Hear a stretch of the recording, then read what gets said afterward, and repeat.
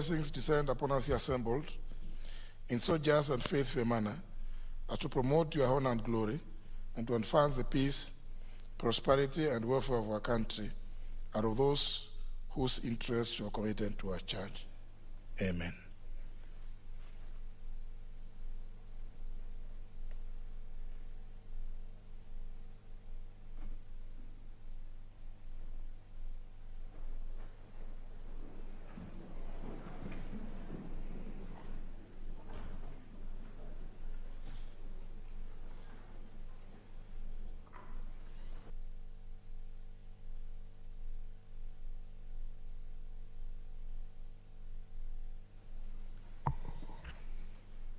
Order number 1, administration of oath.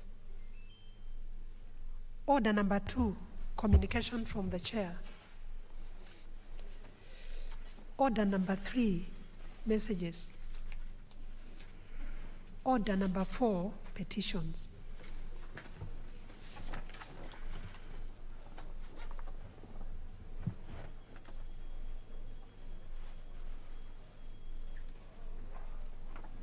Those who are making your way, please.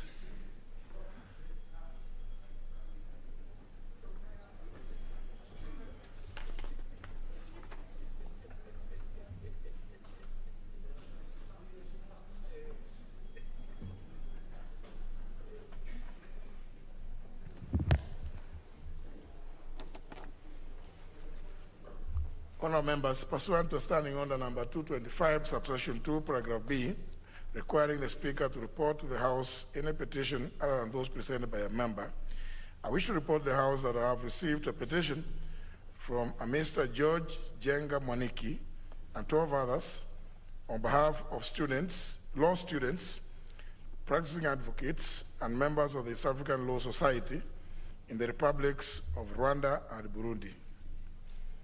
Honourable members, the petitioners state that in 2012, the National Assembly, through enactment of the Statute Law Miscellaneous Amendments Act 2012, amended sections 12 and 13 of the Advocates Act, Chapter 16 of the laws of Kenya, and included Rwanda and Burundi in the list of countries from which one is eligible for admission to the role of advocates in Kenya. However, in its ruling in Civil Appeal number 96 of 2014, reported in the Law Society of Kenya versus the Attorney General and 2 others, the Court of Appeal declared the Statute Law Miscellaneous Amendment Act unconstitutional, citing lack of public participation, thereby rendering lawyers who stand all are practicing advocates in Rwanda and Burundi ineligible for admission to the role of advocates in Kenya. Honourable members, the petitioners are content that while the Honourable Chief Justice has continued to enroll practicing advocates from other member states of the East African Community to the role of advocates of the High Court of Kenya, those from Rwanda and Burundi are excluded and discriminated against contrary to the spirit of the East African Community integration espoused in the East African Community Treaty that Kenya duly ratified and domesticated. The petitioners are concerned that all efforts to have the matter resolved through the Law Society of Kenya, the Office of the Attorney General, and the Minister in charge of the East African Community have not been fruitful. Honourable members, the petitioners are therefore praying that the National Assembly urgently amends the Advocates Act, Cap 16, with a view to reinstating the imbued provisions of sections 12 and 13 so as to provide for enrollment of legal practitioners from the Republic of Rwanda and Burundi to the role of advocates of the High Court of Kenya. Honourable members, having determined that the matters raised by the petitioners are well within the authority of this House, I order that pursuant to the provision of Standing Order 227, this petition be committed to the Departmental Committee on Justice and Legal Affairs, and the committee is required to consider the petition and report its findings to the House and the petitioners in accordance with Standing Order 227, subsection 2. I thank you.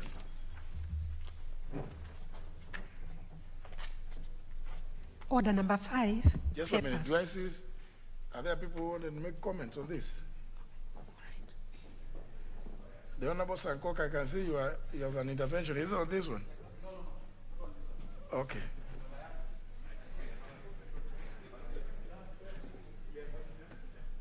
Honorable Omulele. Thank you, Honorable Speaker. For that petition, I rise to just add my voice to it and support the petitioners, because the Honorable Speaker, advocates in this country, we came together under the Law Society and we said that we would like to be the first ones, to be at the forefront, at the cutting edge of fostering the bringing together of our countries, so that we eventually must become a federation of East Africa, to widen the field, as it were. Honorable Speaker, you know that the training of advocates in this country is only second to that one for Dar es Salaam, Tanzania. But our neighbors, our neighboring countries have been, for lack of a better word, have been slow in the uptake of opening up the services industry, as it were.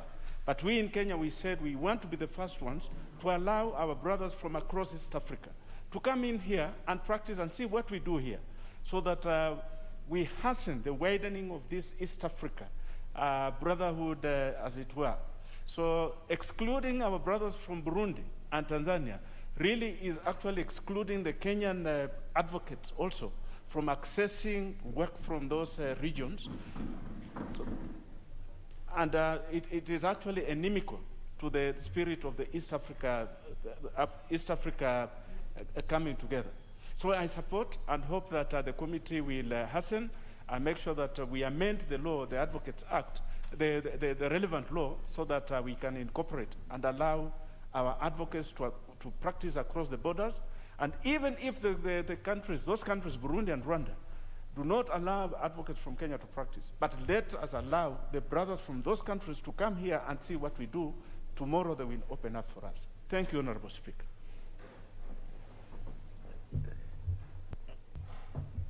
Member for Dagoretti South, you want to comment on this? Very well. Thank you very much, Mr. Speaker, for the opportunity. I've had the honor of having the opportunity to serve in the Committee of Regional Integration and also to serve in the Committee of Justice and Legal Affairs Committee. Mr. Speaker, the issue of regional integration is banking on only one thing. It's banking on goodwill, the goodwill of the sister states, Mr. Speaker. And Kenya, being a big brother in the region, ought to be the one leading the way in terms of goodwill, Mr. Speaker. When we block out opportunities for our brothers who are in this region, we also are going to fall victim to the principle of compensation, Mr. Speaker, because even the states will block out people from Kenya to practice not only in legal affairs, but also matters business and any other issue that could lead to the disintegration of the region, Mr. Speaker. Historically, this country has been able to have people serving in the judiciary, people who do not even belong to the region, Mr. Speaker. Traditionally, we have seen even chief justices of this republic being sourced from as far out as the Caribbean, Mr. Speaker, being sought out from as far out as West Africa. So if we could have people serving in offices as high up as the Chief Justice who are not Kenyans, then there should not be any reason, Mr. Speaker, why we should not be admitting lawyers from neighboring countries to the Kenyan bar, Mr. Speaker. As I've always said, the politics will have to play catch-up to the cultural issues in this region. Culturally, Mr. Speaker, we are integrating. Over and above serving in these committees, I also have a history of being an artist, Mr. Speaker. And when you look out, you will see that culturally, the region is integrating. Our musicians, our artists, our performers are recognized everywhere in the region. We are also recognizing artists from other parts of the region into this country. However, the politics is lagging behind, and we would not want the judiciary to also join the politics in lagging behind in the integration. So, Mr. Speaker, I do believe that this is a very important petition, and I'm sure that the Committee of Justice and Legal Affairs is up to the task to taking up this matter. Thank you very much for this opportunity, Mr. Speaker. Honorable Akoth Odhiambo. Thank you, Mr. Speaker. Mr. Speaker, I wish to support the petition. And even in doing so, Mr. Speaker, I want to regret that the Law Society of Kenya that should have actually spearheaded this is currently in disarray. And I want to call on my brother, Nelson Harvey, to stay at least more focused, seek reconciliation with the Secretariat, because what is going on in the Law Society has gone too long, and it's actually an embarrassment to us as lawyers. So I would actually want to call them, both the two factions, to put aside their pride and seek reconciliation for the purposes of lawyers and the country as a whole. But having said that, Mr. Speaker, regional integration is the way to go. And when we enhance the regional integration in our Eastern African bloc, it makes us more competitive vis-a-vis other blocs. Mr. Speaker, indeed, actually, if you looked at the BBI, one of the issues that was raised was the issue of regional integration. Mr. Speaker, however, I want to caution that some of the things that we need to look at very clearly, because this is a very serious issue, because the court has even pronounced itself to it, we must speak to the issue of public participation so that those who are actually practicing across border would tell us what their experiences are. Because even though that is a good way to go, but what is the experience of lawyers practicing or that had initiated the process? Mr. Speaker, also the issue of reciprocity. That as much as I've had one of the members saying that I think it's your speaker brother, Honorable Chris, who is saying that we may allow them even though they may not allow us. I think that's not the way to go.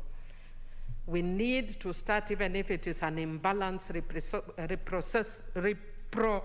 reciprocity. Mr. Speaker, that is a stubbornness in me struggling. Even if it is an imbalanced one, but at least if we start maybe with a ratio of 1 to 3, because we know some of them are not as big economies as us, our legal profession has been more established than them. I've worked a lot in Burundi and Rwanda before I came to Parliament, so I know what they're struggling with. But at least there should be some level, Mr. Speaker. Mr. Speaker, finally, going the direction we are going, and again, borrowing from the fact of the work that I've done in the past in the region, one of the things that the country must deal with in terms of breaking those barriers is the language barrier. That you'll find a lot of people from Rwanda who speak English, very few of us who speak French. So even when we open our practice, there will be naturally an imbalance, because then they are able, I know we'll talk about translations and everything, but it makes it much easier, and I know that, Mr. Speaker, because I always got barriers. Sometimes I would get work in Anglophone countries, and because you are not a French speaker, it will be given to somebody else.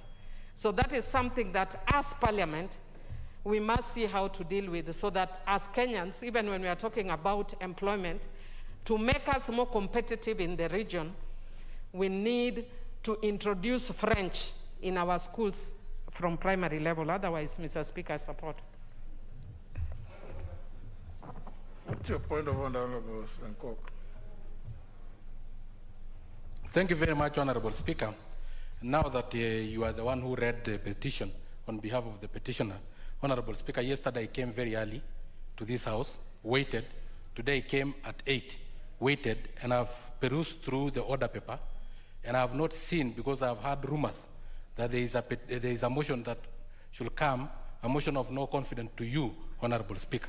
Honorable Speaker, and I want to dare them. Honorable Speaker, I want to dare them to try and bring such a motion into this House, Honorable Speaker. I want to dare them, Honorable Speaker, because, Honorable Speaker, I don't know if it is the system or the deep state or whoever that want to bring, or a member of this, whatever, but they will know that they don't know, Honorable Speaker. Honorable Speaker, because you have led us with fairness and firmness, Honorable Speaker. Honorable Speaker, you are a constitutional mobile encyclopedia. In this House, Honorable Speaker, we have always been referring to you, Honorable Speaker. Honorable Speaker, your grasp on legal matters will disarm your enemies and friends alike, Honorable Speaker. Honorable Speaker, in your leadership, we have translated the standing orders into Kiswahili, Honorable Speaker. I used to understand standing orders as amri ya kusimama, only for you to guide us that ni kanuni ya kudumu, Honorable Speaker. Digitalization of this House, Honorable Speaker, through you, Honorable Speaker. Training of members who have no legal background at zero cost, Honorable Speaker, in this House, Honorable Speaker. Opening up of Parliament to the media and to the public, and opening up, Honorable Speaker, to even the digital platform, Honorable Speaker. Honorable Speaker, you are non-partisan. You don't practice politics in and outside this Parliament, Honorable Speaker. That is why I'm saying I dare them to bring, Honorable Speaker, that motion, because it was there. It was all over the media, Honorable Speaker. Let them try, Honorable Speaker. Honorable Speaker, they cannot blackmail you like the way they have been blackmailing other people through maybe mentioning the 100,000 stainless wheelbarrow, Honorable Speaker. For you, you are actually a mobile, living, corruption-free zone. They know that, Honorable Speaker. Honorable Speaker, you have 96% support of this House, Honorable Speaker. And the 4%, the remaining 4% are actually undecided votes and rejected votes. Because some of them, like the two members who are just 1 day old, they cannot, of course, vote. And he's also a Kamshai leader, MP, who is just 2 months old. Those are the rejected votes. But you enjoy 96% support of this House, Honorable Speaker. Whether it is deep state, shallow state, or system, let them dare and bring. And don't fear, Honorable Speaker. Deep state is just a theoretical ghost that we used to threaten children, eat food or sleep, or I call a ghost. Nobody have ever seen that ghost. Let them try, Honorable Speaker. Let them try.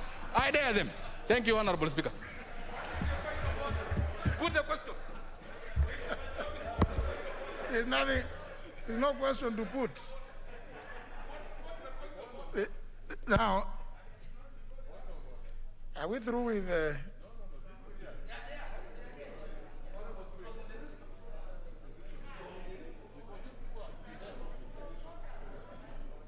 Member for Mwaya. Yes. Thank you, Honorable Speaker. I think my brother has brought up a very serious issue that I was not aware, not everybody was aware about. And I want to indicate that he has been waiting to see this and he has not seen the motion. Honorable Speaker, we have a lot of confidence in you, and I wish then he could proceed and name these people so that we also just know and deal with it. Otherwise, if he speaks the way he has spoken and doesn't name these people, then we shall be defranchised to deal with that matter seriously. Thank you, Honorable Speaker. Now, let us not name the nameless. No, I think, honorable members, are we through, the Honorable Sankok has interrupted contributions on the petition. And I think that petition, if many of you listen to what the contents, among other things, they're raising the issue in that petition that the law which was passed in 2012 was only faulted by the court and declared unconstitutional on the grounds that there was no public participation. And therefore, the substance, and I believe Honorable Millie Odhiambo, the Honorable Ene Duale, and Honorable Olagwa Luoch, among others, Honorable Kimunya, were then in the 10th Parliament. It's a matter that perhaps you can look into, even though you may not all be in the Justice and Legal Affairs Committee, because the grounds for nullification, all declaration that it was unconstitutional, was merely because I think at that time, and I do appreciate at that time, the Constitution 2010 was very new, and you were in a grand coalition, you may not quite have familiarized yourselves with the public participation, and therefore nobody paid attention to that, to Article 118. So I think this is a matter that we could, as Honorable Omlele raised here, is a matter that the committee could look into quickly and make some progress, taking into account the points that you've made. But that's not to say that that I'm blocking out those others who wanted to comment on the petition, like the member for Gichugu. Thank you, Mr. Speaker. I would also be supporting the petition, and as you've rightly put it, the issue of substance is not an issue. The issue is just the public participation. And I think this is a matter once it appears before the committee, before whom I'm also a member, we can expeditiously bring it before the House and the House Business Committee to prioritize the matter so that we can deal with the matter. Public participation can be done within a very short time and the matter put to rest, Mr. Speaker. Because the issues of the East African cooperation, the interaction, and any other issue is not an issue. And when this law was being passed, all those matters had already been considered and taken care of. Mr. Speaker, I rise to support and ask that the matter be expedited. Thank you. Professor Oduor. Thank you very much, Honorable Speaker. Honorable Speaker, I also rise to support the petition. Honorable Speaker, I do this because I am guided by the learned friends and the honorable members, Honorable Mulele and Honorable Mili. And I also do it, Honorable Speaker, because as a member of the National Cohesion and Equality Commission, Honorable Speaker, courtesy of your office, I had an occasion to have a joint session with the Center for Parliamentary Studies, with the Constitution, Committee on the Implementation of the Constitution, Regional Integration, and National Cohesion. And a key concern that we jointly addressed is that as parliamentarians, we really need to look out to avoid any issues of marginalization, anything that would look like it was discriminatory, and in particular to seek to fight for equality and cohesion, not just in our countries, but in the region. It is for this, Honorable Speaker, that I support this, as I thank your office and indeed also Parliament by extension in helping us in committees to work jointly and to continue to push that we all stand together to name injustice and to address it. Thank you, Honorable Speaker. Member for Tharaka. Thank you, Mr. Speaker. Mr. Speaker, I support the petition on the grounds that as we continue to expand our practice out of Kenya into Rwanda, Burundi, Tanzania, and elsewhere, it is vitally important that we also reciprocate by having enabling environment and law that is going to help those who are being admitted to come and practice here as we do in their own country. Therefore, Mr. Speaker, we need to also observe that it's important public participation in every legislation must be adhered to. And we continue as we move to amend the law and reinstate what was struck out, we ensure that there is public participation. Allow me to comment on what Honorable Sankoka has just raised, because I also read about it in the media. I heard about it over the radio, that there were jitters, unrests, feelings that what was going on was actually going to affect what we do in this house.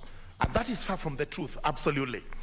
In as much as what is going on in the Mount Kenya region, East Kenya region, is cultural and political, as far as this house is concerned, we are united.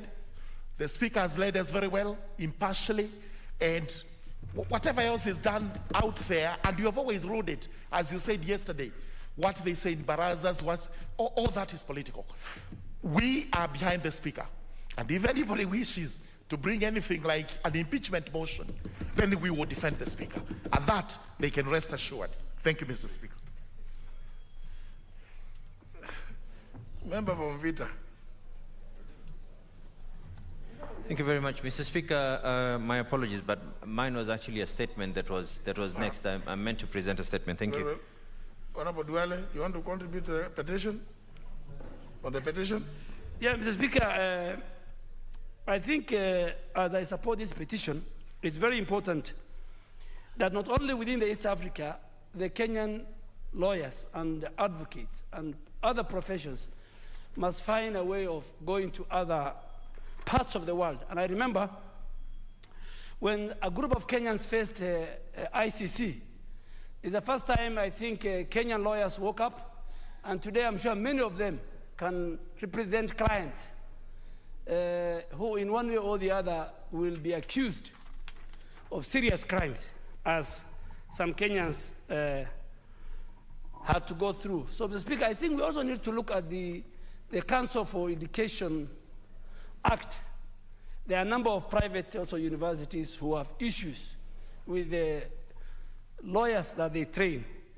Coming to this gentleman who represents 3.5 million, 6.5, he claims, he has not verified, but he claims to represent 6.5 million people, Kenyans.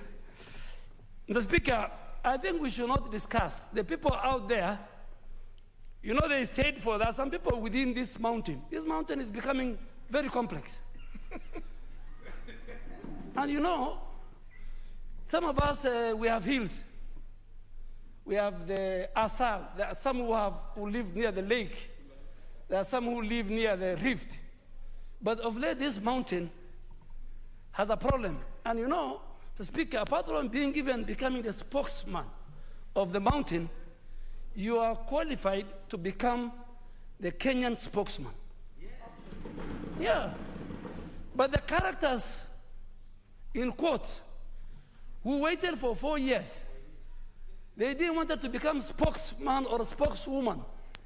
And all of a sudden, when the elders in their wisdom felt you can occupy that office, they came from some of the hills around the mountain.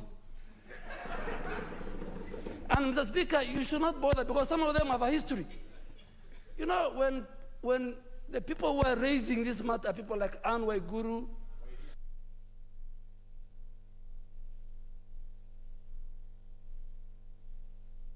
so Mr. Speaker, and you know, it shows how selfish they are. In fact, they are depicting the community within the mountain in a very selfish way. And if they can do that to the Speaker, who comes from the western part of the mountain, the eastern part of the mountain, not very far from the mountain, then you can imagine what people like Honorable William Ruto are going through from those people. So it has taught us that these people are so selfish that they don't want a Kenyan of all communities, and it has opened my eyes that if they can do this to one of their own, from the other side, I was taught in geography, the windward and the leeward side of the mountain. So I don't know whether east is windward. Yeah. Yeah. So, Mr. Speaker, don't bother. And there's no impeachment of a speaker in the standing order and in the Constitution. What is in the standing order is lack of confidence on the office of the speaker. So even when they say impeachment, it tells you how their intelligence and their schemes are so shallow. So, Mr. Speaker, we treat it with the contempt it deserves. And I think, Honorable Sonkok, you don't need even to read for us the qualities of Speaker Muturi, because I have served with him in the 11th Parliament, the 10th Parliament, in a very close consultation. But, Mr. Speaker, those characters, if you dissect them, all of them, politically, economically, their integrity, I don't know about academically, but if you dissect, they don't worth comments. So, Mr. Speaker, let's go to the business. And as you said yesterday, Mr. Speaker, we either agree to treat this House like the Senate. You know, the Senate can discuss statements for 5 hours. They can discuss petitions for 3 hours. I think we have a very important agenda. called budget. As you said yesterday, let's finish with the preliminary question statements, and then we go to a substantive budget. Because we are making budget for the people of Kenya and for the country, and we need to dispense with it. Thank you, Mr. Speaker. Member for Kisumu West. Thank you, Mr. Speaker. Mr. Speaker, I wanted to alert the House about the petition that I want to support by the two Burundian lawyers. But before I do that, allow me to comment on the issue raised by Honorable Sankok. If there's anybody in this House or outside this House that is encompassing the issue of that impeachment that Honorable Sankok was talking about, I would say in Miguna's words, bring it on, baby, bring it on. That's all I can say for now. Mr. Speaker, I would like the House to understand where we have come from insofar as the Eastern Law Society is concerned. I'm proud to be a founder member of the society in the early 90s. And I'm proud to be the first rapporteur of the society.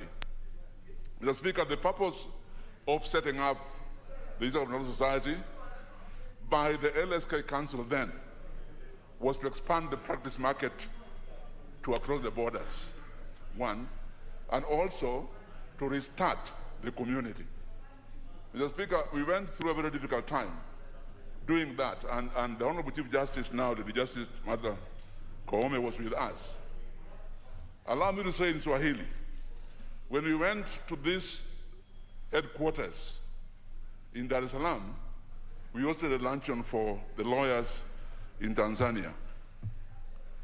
The chairman of the Tanganyika Law Society, after our lunch, stood up and spoke in impeccable Swahili.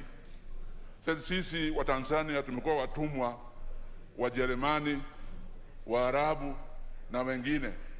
Sasa tuwe watumwa wa Kenya. Those were their remarks. It was very difficult to get the lawyers in East Africa to accept to form that society. But finally, we did. But as been said here, a lot depends on the goodwill of the people and the lawyers in all these countries. And when I say that, Mr. Speaker, I know that when we come to the JLAC, which I have the honor and privilege of serving, we'll be able to articulate these issues more robustly in a way that will bring justice, not just to the Burundian lawyers, but to all the lawyers in East Africa. This is important, Mr. Speaker, because only last week, the President of Burundi was our visitor in Kisumu. And we had a very long time discussion with them about several issues that we can do between Kenya and Burundi and East Africa as a whole. So this petition couldn't have come at a better time, Mr. Speaker. I want to support it, and I want to assure the House that when the matter comes before the committee of JLAC, we'll be able to deal with it adequately. Thank you, Mr. Speaker. Because one of the overarching themes about the community is the widening and the deepening of the cooperation, of the integration, isn't it? So, and I think the point, as you rightly said, I think it's come at the appropriate time, because we have stayed for long without appreciating the declaration by the court of that vote had been passed 9 years ago. I think this is the right time. Finally, I see the member for Laikipia. Is it on this one? Yes, I raised an intervention, Mr. Speaker, in regards to the petition which is before us. And I support that there is every need for us to integrate Kenya with the rest of the world. There is also need for us as East Africa community to see that all countries are integrated, not only in business, but even legal practitioners should be in a position to do business from across the world. Finally, I also wanted to make a comment in regards to comments made by the Honorable Sankok, Honorable Muragara, and the Honorable Aiden Duale, because we have seen them cast aspersions towards the Mount Kenya region.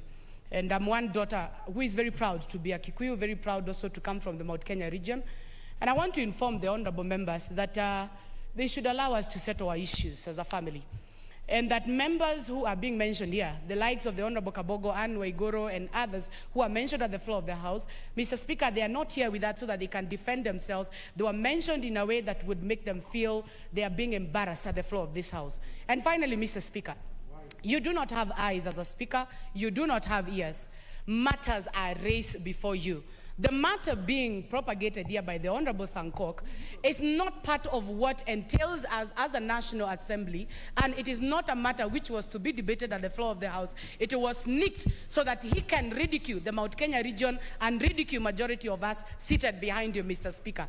And therefore, Mr. Speaker, we elected you as a speaker. We voted for you. You have the blessings of the Jubilee Party. And until such a time when the President of the Republic of Kenya, or through the majority of the membership of the House, will bring to their attention that there is anything that like an impeachment, I want to ask you to kindly ignore some characters like the Honorable Sankok. Whatever happens on social media, whatever happens outside the presence of Parliament, Mr. Speaker, should not find their way at the floor of the House, because there are people who intend to ridicule the people of Mount Kenya region. Mr. Speaker, we are on record to be very hardworking people.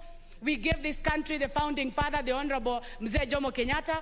We have had the emeritus President Mwai Kibaki. We have now President Uhuru Muigai Kenyatta.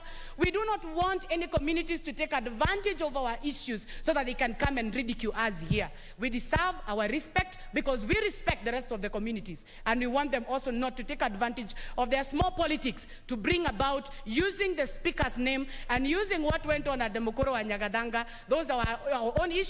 If you are not one of us as a Kikuyu, I do not know where you get the authority to come and lecture us on matters to do with our cultures. I rest my case, and I want you, Mr. Speaker, to ask you, kindly, can we get over this matter and we discuss issues that are in the standing order and ignore issues being propagated here by the Honorable Sankok that do not pertain to the standing order and what was approved by the House Business Committee? Now, honour members, it was just yesterday. Honour members, it was just yesterday. It was just yesterday that I gave the member for Nyali the opportunity to respond to what some of you shouted on the 11th of May, claiming that he had said something, he had uttered certain words against all of you. And none of you had the courage to rise in their place and claim that I am the one who had him say so. And therefore, the Honorable Muhammad Ali just said, I don't know. I've never said, I never heard of those words. And I want to know who my accuser is. But if you go to the Hansard, you will find it is recorded, it is transcribed that several members shouted the name of member for Nyali. So, but we had to clear it because that's the way parliaments work. Because you raise the matter, we could not keep it alive. We had to bring a closure to it procedurally for the member to get the chance to respond. So some of these things that you see, it is not that I don't have eyes. I know you.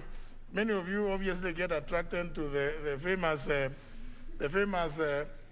remark by Speaker James Lento on the 4th of January 1642 in UK.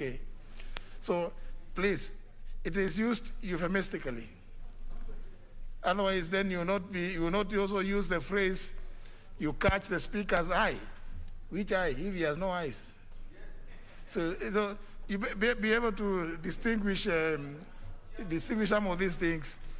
So please, but don't get at all excited. Don't get excited about these things. Let's just proceed with business.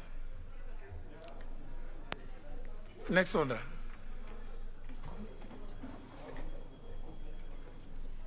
Order number 5, papers. Leader of majority.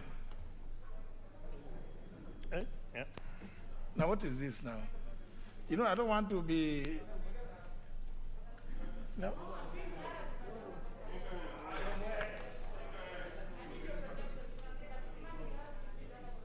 I've just called her a woman, but she's a man.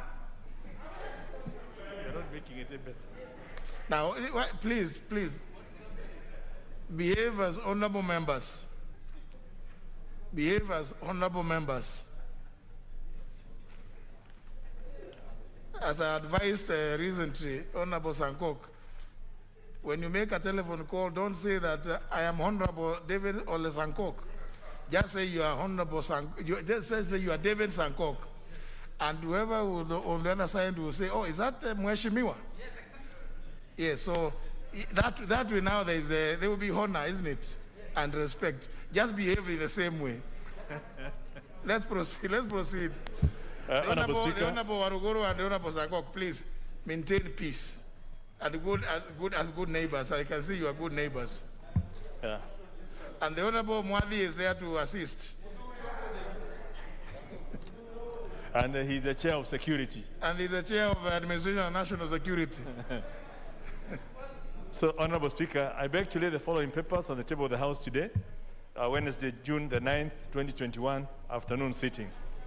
Number one, the financial year 2020-2021 supplementary estimates 2 of the national government. Let me repeat that. I wish I could be protected from interruptions from the back. Sorry. Is it possible you can stay further away from each other?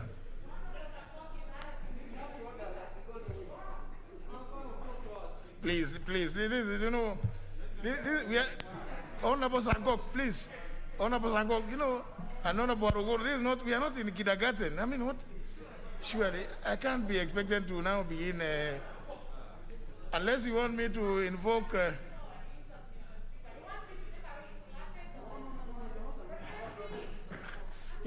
please, don't engage me in that. That's not right. I mean, Honorable Kimunya, proceed. Let me take that back. Honorable Speaker, I beg to lay the following papers on the table of the House today, Wednesday, June the 9th, 2021, afternoon sitting. Number one, financial year 2020-2021 supplementary estimates 2 of the national government, which is volume 1 and 2 of development expenditure. Number 2 is the recurrent expenditure. And number 3 is the program-based budget. Number 2, the reports of the Auditor General and financial statements in respect to the following institutions for the year ended 30th of June 2019 and the certificates therein. A, the Kenya Law Reform Commission. B, Ministry of Education, TVET, Curriculum Development Assessment and Certification Council. Number C, the National Commission for Science, Technology and Innovation Training. Number 3, the reports of the Auditor General and financial statements in respect to the following institutions for the year ended 30th of June 2020 and the certificates therein.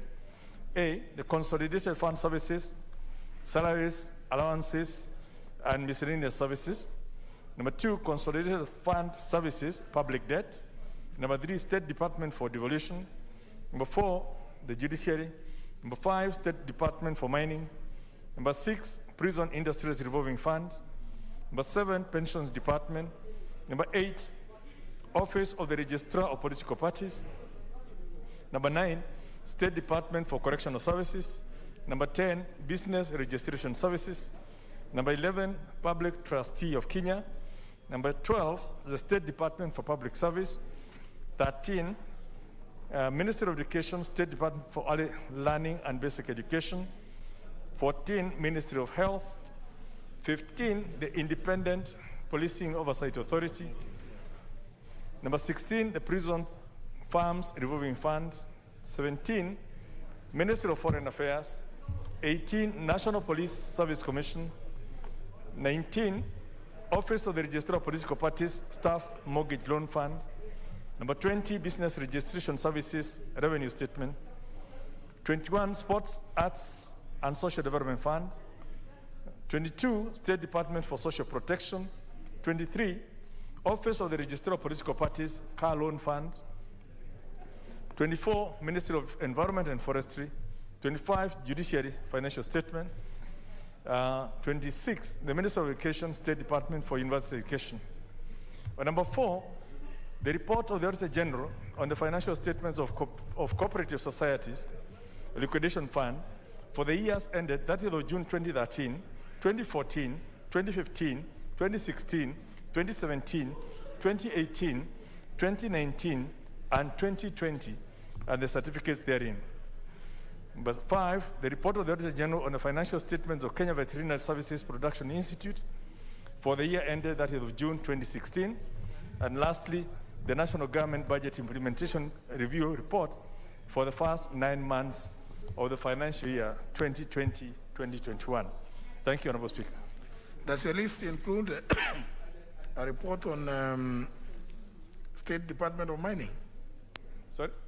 Does your report, the report include the state one on State Department for Mining? In the report you have, here it is shown as number 6, Roman 6.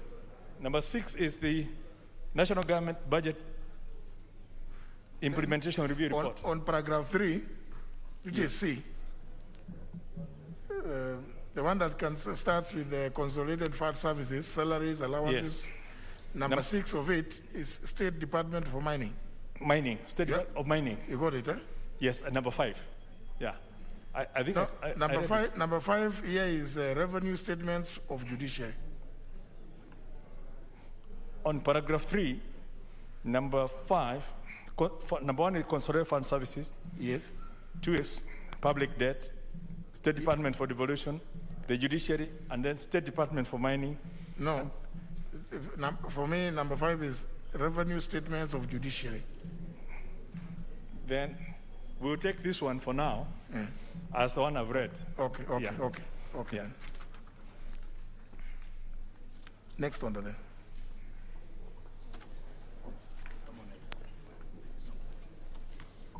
Order number 6, notices of motion. Order number 7, questions and statements. First segment, questions. First question by private notice by the member for Ikolomani, Honorable Shinali.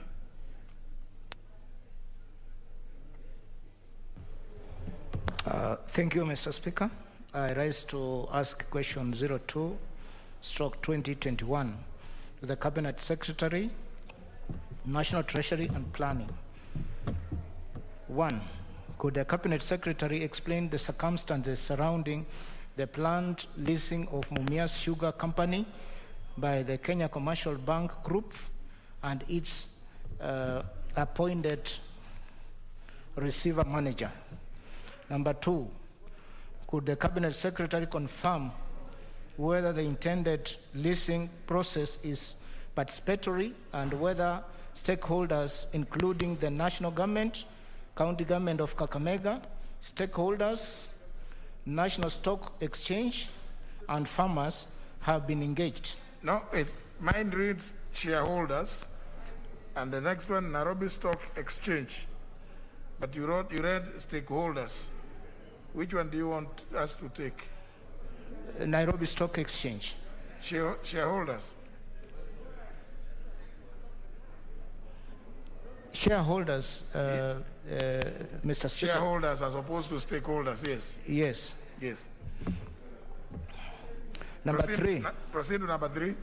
Number 3, could the Cabinet Secretary disclose the financial aspects of the intended leasing arrangement, provide the criteria used to identify the firms participating in the tender process, and confirm whether the process complies with the Public Procurement and Asset Disposal Law?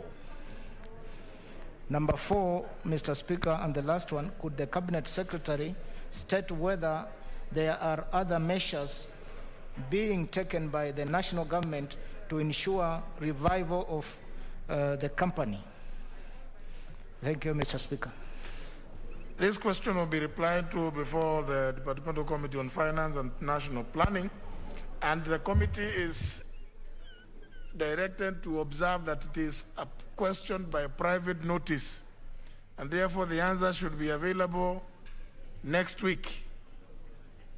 Is the chairperson or the vice chair is here? Honorable Wayanya Dirangu? The chairperson, Honorable Wanga? But Anyhow, let them take note that the question is one by private notice. So it requires an answer as soon as possible. Members of Finance Committee. Very well. Next question by the member for Laikipia County, the Honorable Baruguru. Honorable Baruguru. Thank you, Mr. Speaker. I rise to ask question number 106 of the year 2021 to the Cabinet Secretary of Health. What measures has the ministry put in place to ensure that there is enhanced access to affordable, effective, and timely testing for COVID-19 in the country, noting that testing is one of the most effective ways of reducing the rate of infection? Could the Cabinet Secretary confirm whether the ministry has considered cheaper and more effective alternative modes of testing for the virus, given that testing mode currently is in use and requires laboratory reagents and experts and is also very costly? Number 3, what measures has the ministry put in place to ensure that immediate adoption of rapid testing for COVID-19 in the country, appreciating the fact that WHO recommends that countries use the rapid antigen test to increase efficiency in testing and reduce infection? Speaker, I'm asking in this question in regards to Kisumu. The issue of COVID-19 is very high, and It is not part of your question. Yes, I think that is considered to be very urgent by the departmental It's not part committee. of your question. Thank you. So it cannot. What we are going to present to the ministry is about these 3. It will be replied to before the Departmental Committee on Health. Third question by the member for Magarini, Honorable Kingi Michael.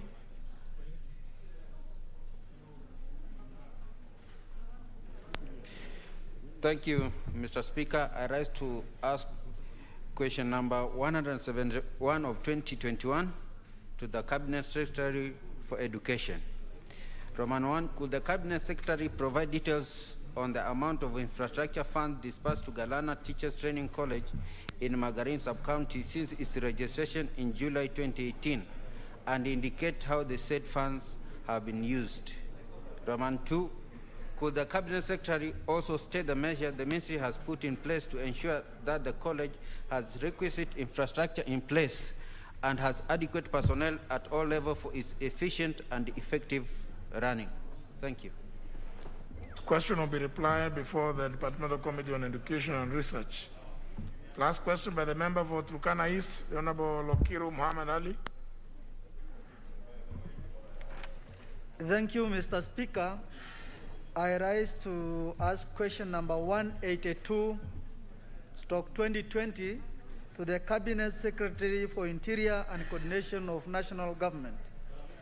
1, could the Cabinet Secretary provide the status of investigation into the assault of Mr. Francis Aiton Ekidor, formerly Assistant Chief of Ekipor Sublocation, and Mr. Peter Nangole Namojongi, the former Assistant Chief of Katir Sublocation in Turkana East Sub-County, who were attacked on 14th April 2018 by bandits while riding motorbikes registration numbers GKB 605Q and GKB 0602Q respectively, which resulted in the loss of eyesight to Mr. Nangole and theft of the motorbikes. 2, could the Cabinet Secretary explain what informed the decision to arrest the 2 former assistant chiefs after their retirement under unclear circumstances? 3, could the Cabinet Secretary indicate the efforts, if any, that have been made to arrest the attackers involved in the incident and the recovery of the motorbikes? Thank you, Mr. Speaker. Very well. To be replied before the Departmental Committee on Administration and National Security. We move to the next segment of that order, being requests. First request by the Honorable Kiari John Waweru. Thank you very much, the Honorable Speaker. And pursuant to Standing Order number 44-2C, I wish to request for a statement from the Chairperson on the Departmental Committee on Sports, Tourism and Culture regarding the status of the disbursement of 1 million Kenya shillings stimulus package, which was allocated to cushion artists, actors, musicians, and other performers during this COVID-19 pandemic period.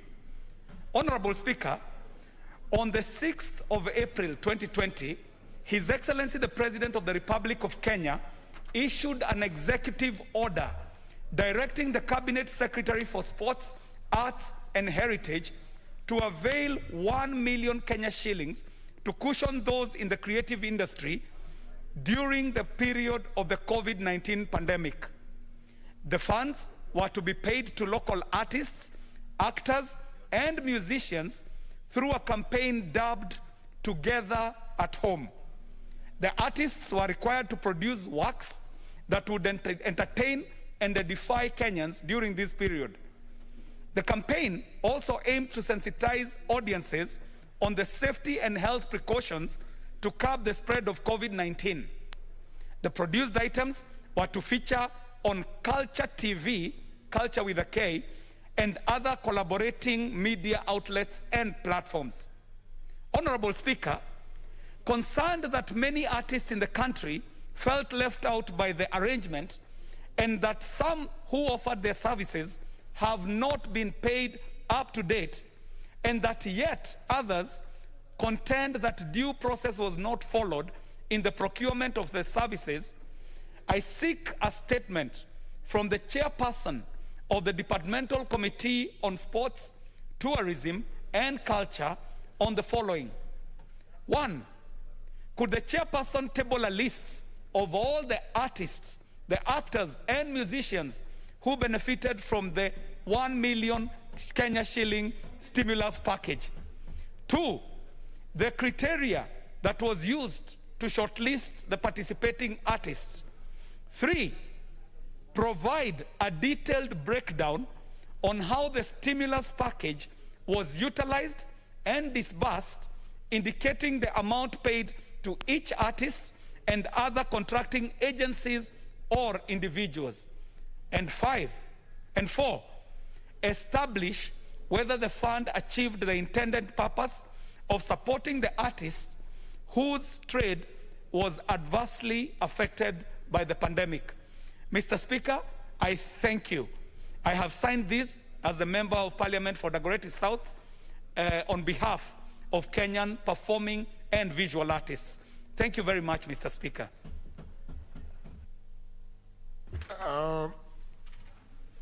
The chair of the committee. The chair of the committee. Culture and Sports. Member for Mavoko. You want the request? 2 weeks? Very well. The other request is by the member from Vita. Honorable Abdulswamad. Asante sana Bwana Spika.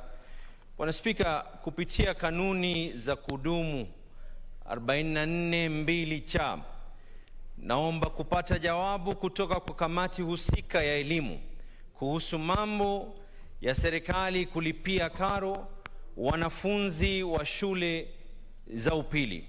Bwana Spika, serikali iliweka mikakati kulipia karo za wanafunzi wa shule za upili mwaka 2008 ili kuhakikisha kila mtoto aweze kupata elimu licha ya kipato cha jamii yake.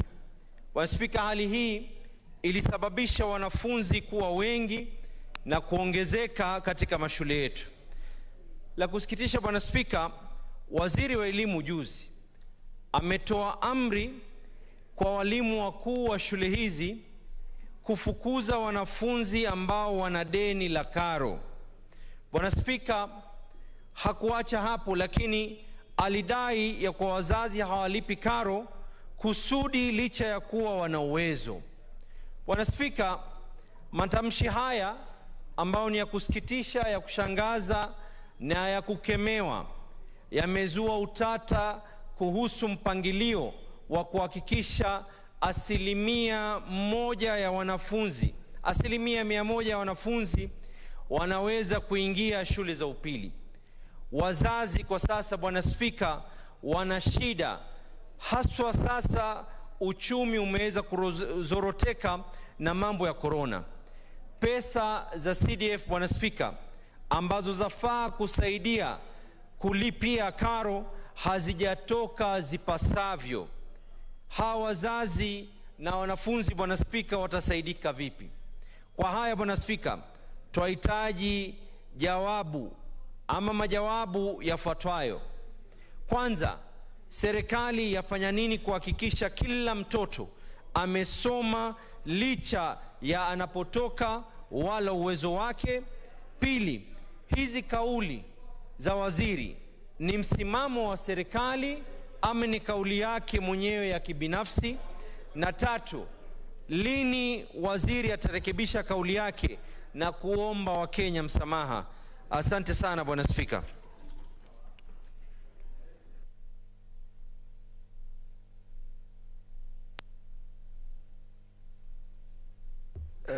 Statement to the Chairperson on Education, Honorable Florence Mutua. How soon can you come up with a... Asante Bwana Spika. Kamati itajaribu ipatie mheshimiwa jawabu baada ya wiki mbili. Baada ya? Masema baada ama badala? Baada ya wiki mbili, Spika. Baada ya wiki mbili. Mheshimiwa Nasir. Asante Bwana Spika. Tatizo si wiki mbili, Bwana Spika. Tatizo ni ombi letu, na nina imani ya kuwa wale wenye kufikisha habari hizi kwa serikali, watoto wetu kila wakikaa nje ya mashule ndo wataingia katika uhalifu. Watoto hawa ndo wataingia katika mambo ambayo kwamba yasiyofaa kijamii. Kwa hivyo tukumbuke ya kwa wiki mbili hizi ni mamilioni ya watoto ambao wataweza kupoteza maisha yao, na lazima mtu aweze kuchukua jukumu. Kwa hivyo itakuwa ni bora apunguze, iwe tunajua msimamo ni wa serikali ama msimamo ni wa mtu binafsi. Mheshimiwa Mwenyekiti.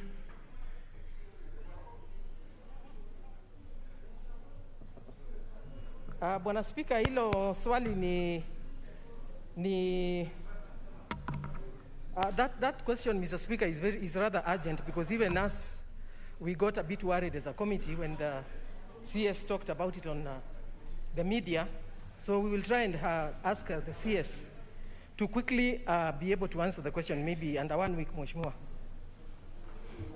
It's a big concern for all of us. Very well.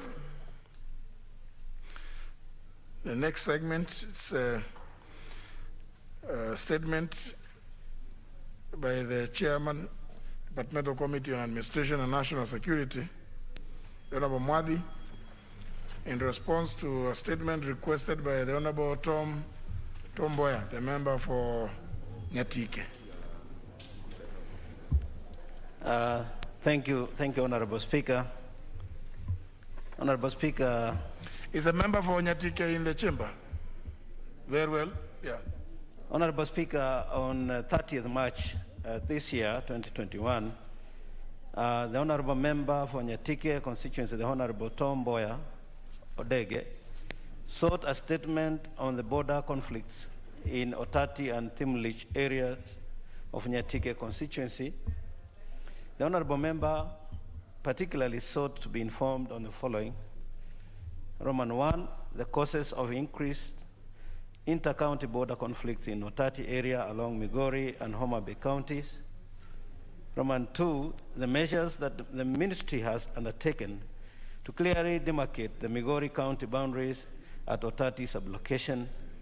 And Roman 3, whether the ministry could consider having a police post at Thimlich area and what plans the ministry has put in place for long-term and sustainable peace in the area. Honorable Speaker, I beg to reply as follows. The inter-county border conflict at Otati is mainly caused by tax/cess collection disputes. Following inception of devolution in 2013, both counties, that is Homa Bay and Migori, started collecting cess and taxes from shops and shop operators at the market. Some shop owners initially devised a method of avoiding to pay market levies by purporting to belong to either Migori or Homa Bay counties whenever either of the county revenue collectors came calling. A survey of the market was consequently conducted by representatives from the two counties in 2015, and it was established that slightly over 3/4 of Otati market is in Homa Bay County and that the rest is in Migori County. Thereafter, the Migori County revenue officers rarely visit the market, while Homa Bay County revenue officers have continued to collect revenue at the market through some of the shop owners, though some of the shop owners still claim allegiance to opposing county government. Honorable Speaker, the land boundary dispute between Nyatike and Uriri sub-counties at Thimlich area has been in existence for many years. The most recent conflict occurred on 21st March 2020 and was reported at Uriri Police Station with OB number 15/21/3/2020. The conflict involved raising down of 5 semi-permanent houses belonging to Naftali Ocharo and the injuring of Robert Omondi, both of Nyatike sub-county. Retaliatory attack occurred causing injury of Oluoch Oyuna, 16-year-old and a resident of Uriri sub-county. The DCI officers in Uriri are still investigating and tracking the suspects so as to ensure that they are brought to book. Honorable Speaker, the recent attempt to resolve the dispute was made on 4th June 2020 by 2 sub-counties security teams accompanied by officers from the Ministry of Lands. They visited the disputed boundary to ascertain and fix the boundary as per the map and records and established the following. 1. The land parcel number Nyatike/Kanyur/4241 is registered in the name of Otieno Nyangoro. This land measures 13.57 hectares approximately, and it is mapped on diagram 26 and 32 of Kanyur adjudication section. 2. Land parcel number Kanyamkago/Kanjuk/887 is registered in the names of Enos Kanyur Owino, Otieno Owino, and Awor Owino, all deceased. The land measures 78 hectares approximately, and it is mapped on diagram 81 of Kajulu adjudication section. The 2 parcels share a common boundary down from the river Kuja upwards. 4. Records held in the land's offices indicate that there is no overlap as depicted in the index map and the registry index map sheet number 81 and 26 respectively. Thus, the matter at hand is purely a boundary dispute. The team attempted to ascertain and demarcate the boundary, but the exercise was called off due to hostility from the therefore proposed that there is need for building consensus between the two disputants and the leadership from the two sides to tame the hostility and anxiety so that this matter may be treated as a normal boundary dispute as opposed to the way it is perceived as inter-clan rivalry. In the meantime, the status quo is maintained by the disputants. Honorable Speaker, in order to ensure security in the area, the following measures have been put in place. 1, monitoring the security situation in the market. 2, peace building among the traders in the market towards coexistence. 3, patrolling the market during market days to ensure security. 4, encouraging cross-border peace meetings. 5, the local leaders and all relevant stakeholders are encouraged to enhance peace building. And 6, holding barazas in the disputed areas. Honorable Speaker, the ministry has plans to establish a police post in Thimlich and Otati areas. However, lack of land for the same has been a challenge in the efforts to establish the same. Honorable Speaker, as a way forward, Parliament may recommend the establishment of an independent commission for the purpose of ascertaining the boundary between the two counties as provided for by Article 188 of the Constitution of Kenya 2010. I thank you, Honorable Speaker. Honorable Tomboya. Thank you, Honorable Speaker, and also I want to appreciate the report given by the Chair of Administration Committee. The report is very detailed and well done. I only want to thank you for what you have brought back to the House, but I want to request your committee to do a follow-up so that the said police stations should not just remain in the statement, but are effected and made effective on the ground. When you look at the way they are put there are no time frame. And we may wait for the police stations to be established until we lose more lives, which I think is not what's intended here. On the issue of the border between Homa Bay and Migori County, I think the finding on the issue related to tax, it might be true, but we need to go further. And the way the report has recommended that the House can commission an inquiry or a commission of inquiry to bring a permanent solution to this problem, I think will go a long way to help us solve these problems once and for all.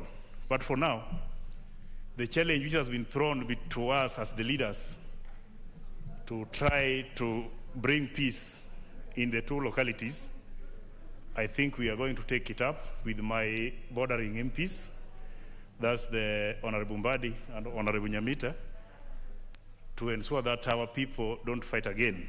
But we are asking the government to do the needful so that we get a permanent solution to this problem, so that we don't come back in the House with the same problem which has been occurring and reoccurring in that area.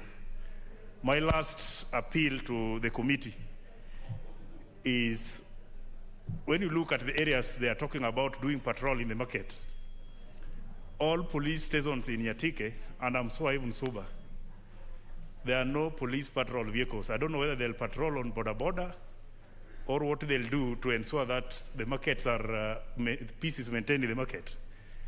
Let them make the police officers in the bordering constituencies be mobile so that the security is made to be a reality, not just a mere statement.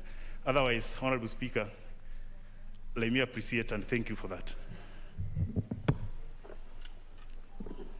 Honorable Bandi. Thank you, Mr. Speaker. Mr. Speaker, I also want to thank the chair of the committee, although I had to really run to this when I started, when I was in my office and I watched him talking about this matter. I felt I had to run here, Mr. Speaker, and listen, because this is a matter that was brought by the MP for Nyatike. I want to thank him for that detailed response, and I just want to assure him that there is no way Gwasi people and Karungu people would fight. That cannot happen. I'm very certain about that, that even if there are some disagreements between the two communities along the border and around that market, it cannot cause hostility to the extent where people fight, because there's a lot of intermarriage between us. We have so many relatives. So who do you fight? Do you fight with the son to your sister? Like the MP for Nyatike is actually son to my sister. I call him Ukewa. So there's no way we can really fight. The only thing that I want to ask, Mr. Speaker, instead of wasting too much time on this matter, commission of inquiry, though these two communities have no problem. That is where we disagree with my colleague, the MP for Nyatike. There is no problem between Karungu people and Gwasi people. They know exactly where the boundary is, Those who have shops, this side of Gwasi, whether they are Karungu people, no one will evict them. They will remain there. They are Kenyans. They have a right to own shops where they are, whether it is in Homa Bay or in Migori. Let these two communities stay in peace. I don't expect, and I don't want any other meeting in that place, Mr. Speaker, because these meetings is what causes problems. When you hold meetings, you sensitize people and they start imagining that there are problems, Mr. Speaker. Mr. Speaker, as leaders, and you know I'm not just MP for Suba South, I'm also the chairman of ODM, and the entire Nyatike is over 99% ODM. So I'm their chair. There is no way I cannot take care of their interests. So, Mr. Chairman, please relax. Don't bother with the commissions of inquiry. It's a waste of time, waste of taxpayers' money. Our people are peaceful. Thank you, Mr. Speaker. A member for Uriri. Thank you, Mr. Speaker. Let me also take this opportunity to thank the Chair on Security, Honorable Mwadhi, for a good report. Indeed, Mr. Speaker, the border between Uriri and Nyatike at the Gogo area, there have been wars, is because the land in dispute, the owners are deceased. So I think it's just an issue of who is claiming what. And I think the recommendation by the committee that probably as a leadership from that area, we need to come together, probably, and I want to, this is uniquely between me and the people of Nyatike, that we need to sit with the community, we do sensitization barazas, so that there's really no issue. But Mr. Speaker, the accessibility to this particular sport is the biggest issue. That even if today a war broke out, in the unfortunate situation that we have a war there now, even the security will have a problem accessing that particular area. And I just wanted to ask the Chair of Security that within the security docket, there is a budget for security roads. There is a stalled bridge, which is at the Gogo Bridge, which had actually begun, and this will make the place accessible, both from the Nyatike side and from the Uriri side. But in terms of the issues of border dispute, Mr. Speaker, I also want to confirm that the people from Uriri and Nyatike are related.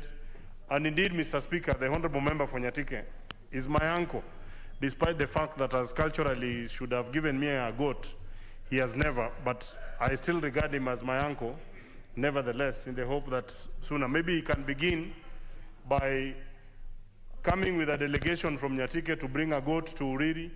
That will be the beginning of peace between the two communities. But I want to urge the committee that they help us get a vehicle both in the Nyatike constituency and Uriri, so that if once we have enabled that bridge to happen, then accessibility is going to be. Finally, Mr. Speaker, I want to challenge my colleague from Nyatike that we can jointly visit that site, identify a place where we can do a police station, and within his provisions in the CDF and my provisions, we can put in some small money to begin to put up an administrative unit there, even as we seek more support from the ministry. I want to thank you for the opportunity, Mr. Speaker. Including, did you say only one goat? I thought that now that you are both in Parliament, one goat is too small. I thought Honorable Mark Nyambita, you should have asked that Tom comes with several goats. In the community, one goat is symbolic. Actually, they call it Dielachiel Markwa Yongwono, to mean one goat to come and ask for forgiveness. So it's a symbolic thing. If he brings many, then it loses the meaning. Very well. The Honorable Tom has promised to bring the goat tomorrow. I thought tomorrow is budget day, budget highlights. You are giving the goat here in Nairobi, in Parliament. Honorable Mwadhi, is there anything you wish to say about the... Honorable Speaker, I just want to appreciate the level of satisfaction that the members have had, those who are concerned. And secondly, also to note that they kind of say they are going to maintain peace and they are going to broker the peace, so we don't need the commission as suggested and recommended by the leader of minority. But also to the member for Nyatike who says there are no patrol vehicles, to assure him that there are plans, and I'm aware of it, of a government getting patrol vehicles, and that I'll bring this to the attention of the CS, and that I will ask that if you really don't have, then he will prioritize the patrol vehicles for your area. And finally, I will check onto the issue of the security breach, which I'm told is told. And if indeed it is, we shall take care of it probably in our next planning in the budget to come. Honorable Speaker. You are to give yet another response. Yes, Honorable Speaker. I think it's the nature of this committee that there are so many issues arising. But in this one statement, Honorable Speaker, which was sought by the Honorable Member for Mbere South, recall retired Jeffrey Kingangi on 6th May 2021, who had sought a statement. I have something to say. Please listen. Who had sought a statement regarding the brutal evictions of residents of Dongoine in Makena ward of Mbere South constituency, and which I'm ready to table, but he has asked, and with your indulgence, personally I think it's okay if you indulge me and it's all right with the House, that he is in a meeting right away as we are talking now with the security agents, and he tells me there is a likelihood that they are going to sort out the issues that he raised, and he asked that we raise it later on, maybe tomorrow, day after, that he will come and also be able to respond after the meeting that they're having now. And so he asked that you indulge him so that it can be taken another day. Yeah, I think you can agree whether it's next week or thereabouts, or whichever other day that he's available himself. Next order. Order number 8, procedural motion. Resolution to sit until conclusion of specified business. Leader Majority. Honorable Speaker, after further consultation and realizing there's still a lot of interest in members wanting to contribute to this debate, and members who also want to read the report, and there's still some further consultation that's required with the Treasury, I would want to withdraw this motion to allow members to discuss today, and we have the weekend and conclude the debate on the third day, which is Tuesday. Very well. So for those who may not have understood, not those who may not have heard, those who may not have understood, the business appearing as order number 8 being a procedural motion, this being the second allotted day has been withdrawn, which means the House sits the whole of today as a second allotted day and leave the third allotted day for Tuesday next week. Next order. Order number 9, motion. Consideration of the budget estimates for the financial year 2021-2022, general debate, second allotted day. Who was on the floor?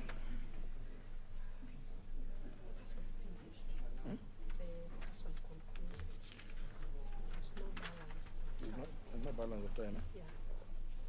It's just have spoken. These are the chairs who have spoken. According to the records, 16 members have contributed, and the last one does not have a balance of time. The Honorable Boni Mwalika, the member for Kitui Rural, yeah? So anybody may contribute. The member for Kisauni. Bogo Menza. Thank you, Mr. Speaker, for giving this opportunity to add my voice on this, the budget for 2021-2022. But first and foremost, Mr. Speaker, I wish to appreciate the good and timely work that was done by the Budget and Appropriation Committee. However, Mr. Speaker, yesterday, the PSC presented a report here, the report on the financial performance of the government for the year 2017-2018. And there were a couple of issues that stood out. And one of them, Mr. Speaker, was about the pending bills. The pending bills have been skyrocketing, Mr. Speaker, and this has affected the SMEs, the small, medium enterprises. Most of the SMEs, they have borrowed a big chunk of money from the lending institutions. They have used their assets as collateral, but because of the delays from the government in paying or meeting their financial obligations, most of them have been declared bankrupt. Most of them, they have lost their assets. Most of them, their assets have been auctioned by the lending institutions, Mr. Speaker. And we know the role that the MSCs are playing in this country, Mr. Speaker. We know the economy is suffering because of the COVID pandemic, and there is need to relook into how we can be able to assist the SMEs to be able to come out and continue with their normal businesses. The second issue, Mr. Speaker, that stood out yesterday from the PAC report was about the stalled projects in this country. And I was shocked, Mr. Speaker, to hear there is billions of shillings that were channeled through the Midiani House for the last 33 years, Mr. Speaker. And to date, that structure has not been completed. Mr. Speaker, 33 years, it's a very long time. And this is a project that is supposed to have been concluded many, many years ago. And up to today, we are still allocating more money to such a project. The third issue, Mr. Speaker, and this was well articulated by Honorable Duale, it was about the audit report that was done by the Auditor General. And we were told here, Mr. Speaker, in this floor of the House, that there were 14 state departments that their report was declared as non-disclaimer, meaning they could not make a detail on how they had spent their allocations. And I think this is a matter that the Budget and Appropriation Committee, they need to consider.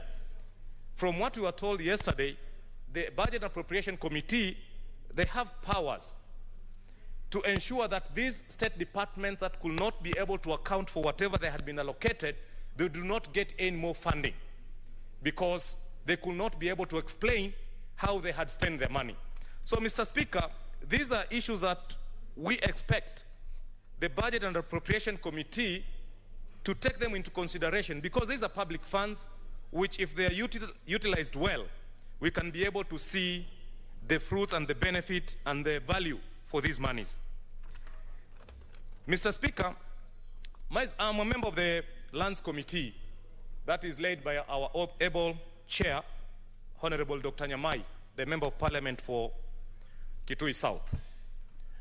And when we went through the budget estimates for the Ministry of Lands and Physical Planning, we noted that the big chunk of money was allocated in titling, and there was none that was kept aside for settlement of the poor or the landless.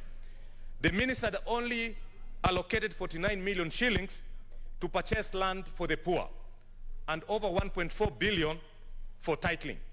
So we were asking ourselves, if you've not purchased the land, what will you be titling? And through our able chair, we managed to negotiate and reallocate some 250 million from the titling to settlement of the poor. And I wish to appreciate this House, Mr. Speaker, because we presented a petition in this House, and thereafter we went to the ground, collected the views of the poor, and this petition was actually concerning my own constituency in a ward called Junda, whereby we have land measuring about 122 acres that is owned by Taita Taveta Teachers Sacco. And this House passed that report that the government of Kenya should allocate funds to purchase this land and settle the poor. And I really appreciate this House because that report really assisted us in allocating the 250 million from titling into settlement of the poor. So as we speak, Mr. Speaker, the same was passed the Budget and Appropriation Committee, and it is appearing in their report, and we hope that this matter will be brought to a logical conclusion so that the elders, these Taita Taveta Teachers Sacco, they are very old people. Most of them, they have died because of age without seeing any benefit from their investment. So, Mr. Speaker, apart from that, in the Ministry of Lands, Mr. Speaker, we created a new state department called the Physical Planning Department. But we were also shocked, Mr. Speaker, being a new state department with a permanent a principal secretary, a whole state department with a principal secretary was only allocated some 60 million to run their affairs.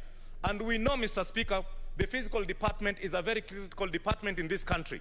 They are not involved on matters of land, but they're involved in everything. For proper planning of this country, the physical planning department plays a very critical role.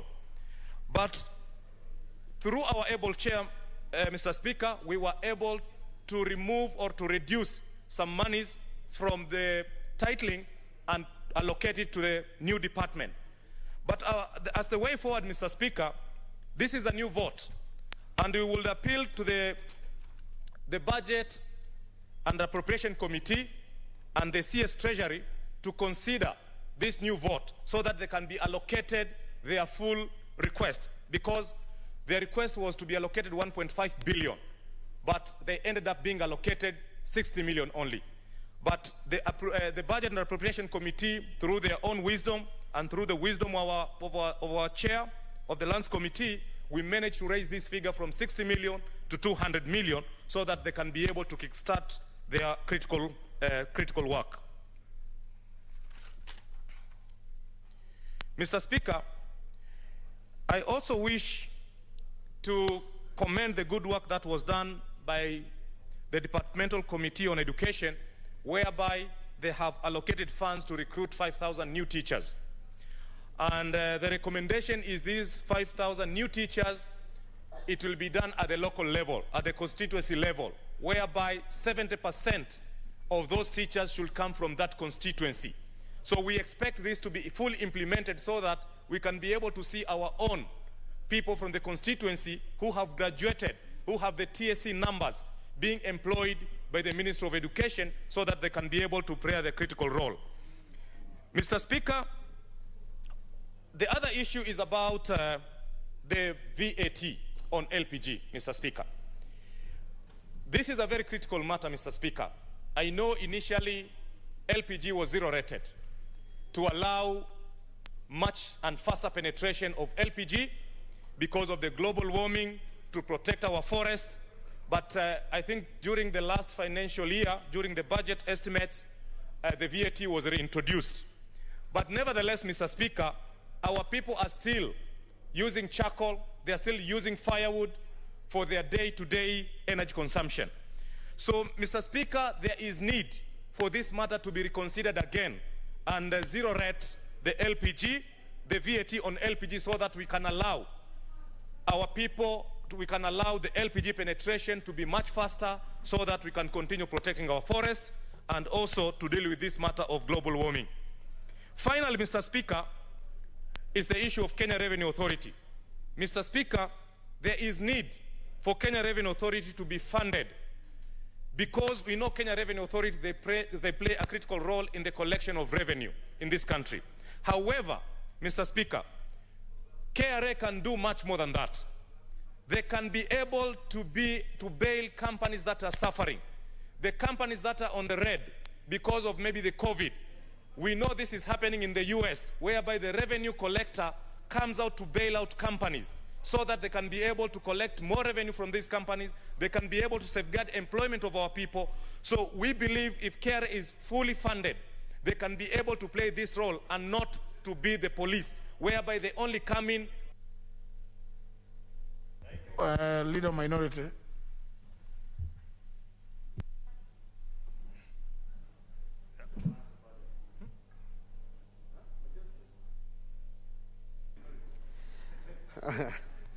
Thank you, Mr. Speaker. Mr. Speaker, I had Leader of Minority, then I saw the Leader of Majority having the mic. Mr. Speaker, thank you for giving me this opportunity to contribute to this motion on 2021-2022 budget estimates, Mr. Speaker. Mr. Speaker, first I want to start by thanking my committee, the Budget and Appropriations Committee, for working diligently and working hard from Wednesday last week to yesterday, sometimes going up to midnight, to ensure that this House has a report to deal with. Mr. Speaker, you realize that the executive has 7 months to prepare budget estimates, and the Budget and Appropriations Committee hardly has more than 21 days to deal with it or consider it and do a detailed report. But be that as it may, Mr. Speaker, because of the competent staff we have in the Parliamentary Budget Office, they were able to help us deal with these numbers and to submit the report to this House. Mr. Speaker, looking at the budget estimates, both revenue and expenditure, for 2021-2022, I just want to highlight the following. Mr. Speaker, we are aware that we are coming from the backdrop of a world economy that has been shrinking and a world economy that has had challenges basically because of the COVID-19, the pandemic. So, Mr. Speaker, in the 2020 to 2021, the world economy contracted at the rate of 3.3%, Mr. Speaker. That was almost going to recession. And, Mr. Speaker, the world economy is now projected to grow at 6%. Fortunately for Kenya, we didn't contract, but we grew at a very low rate of 0.6%.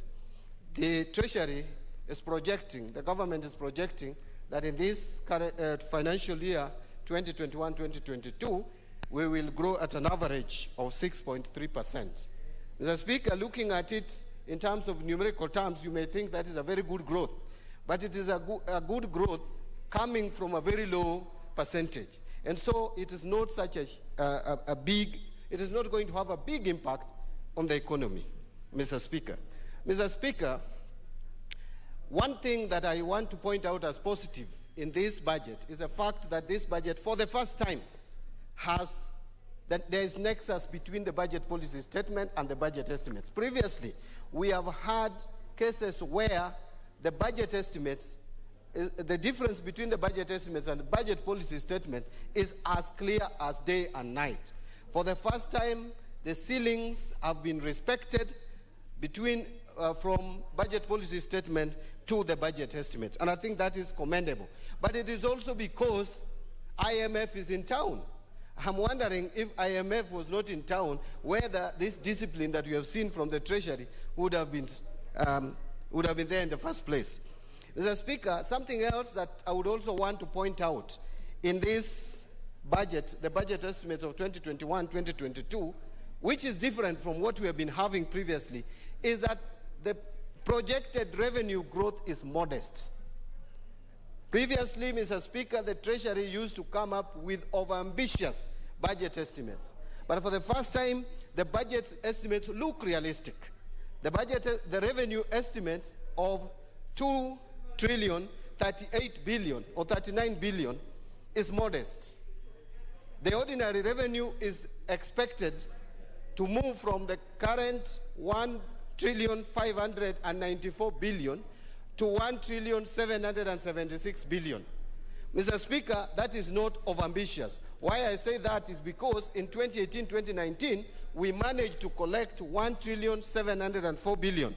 And in 2019-2020, we actually managed to collect 1,734 billion. And therefore, projecting this financial year 2021-2022, that we can collect 1,776 is not being overambitious. But Mr. Speaker, I still want to repeat that we are in what I have been terming as Hakuna Pesa economy. Mr. Speaker, there is still a challenge as to whether we are able to finance our budget. We are not, because the money that we pay, the debtors, the debts, is 1.2 trillion now, Mr. Speaker, against a possible revenue collection of 2 trillion, Mr. Speaker. If you are spending 1.2 trillion on debt repayment alone and interest, Mr. Speaker, that is a sad state. And besides that, the recurrent expenditure is of equal amount, 1.2 trillion. That totaled up comes to 2.4 trillion, Mr. Speaker. Already you have consumed the entire budget or the entire projected revenue, which therefore means, Mr. Speaker, as I've always said, that as a country we need to face and say the truth, that we are borrowing money to meet recurrent expenditure. And that is against the Constitution, it is against our Public Finance Management Act, and it is even immoral, and it is unjust and unfair to the future generation. Because, Mr. Speaker, what we are doing to the future generation of this country is that we are not creating assets for them to generate revenue, yet we are putting debt burden on them going forward.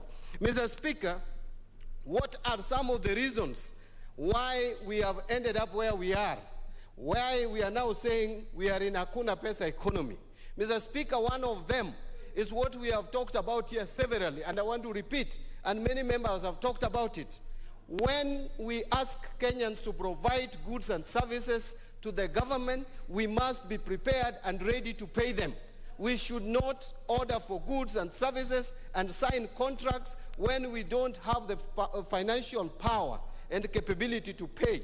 Hence, ending up with pending bills, which is suffocating the economy, because those Kenyans who have offered goods and services to the government have no money to continue doing business, and we cripple them and we discourage investment, Mr. Speaker.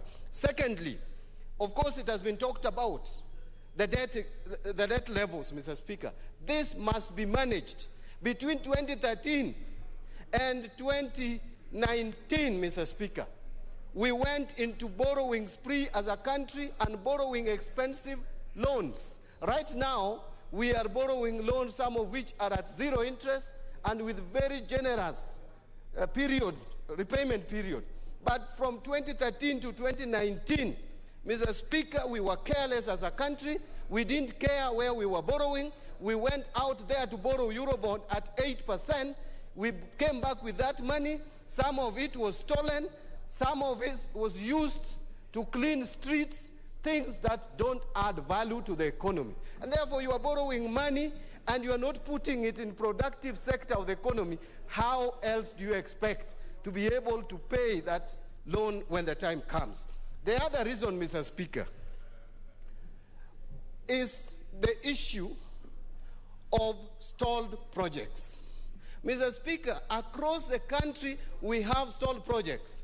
They have been totaled up, that all the stalled projects, the money that has been invested in all the stalled projects in the country, amounts to 9 trillion shillings, Mr. Speaker. That is close to the GDP of this country. The GDP of this country is now at 11 trillion. And 9 trillion of our money is put in projects that don't add value to the economy.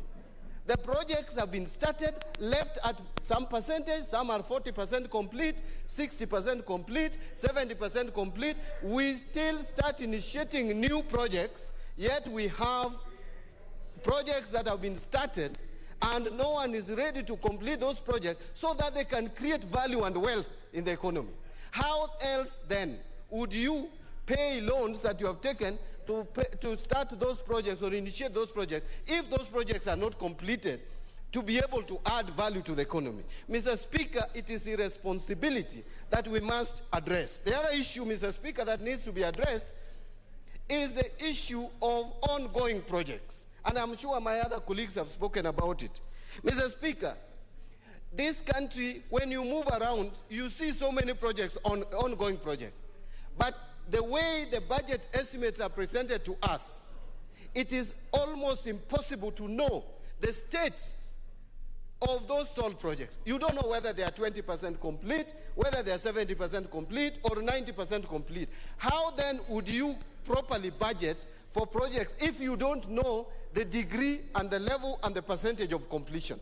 Mr. Speaker, the Treasury must change their budget format to include ongoing projects and present them in a way that we are able to determine how much investment we need to put in ongoing projects to realize to have this project completed so that they can add value to this economy. Mr. Speaker, this is something that we need to address and address quickly.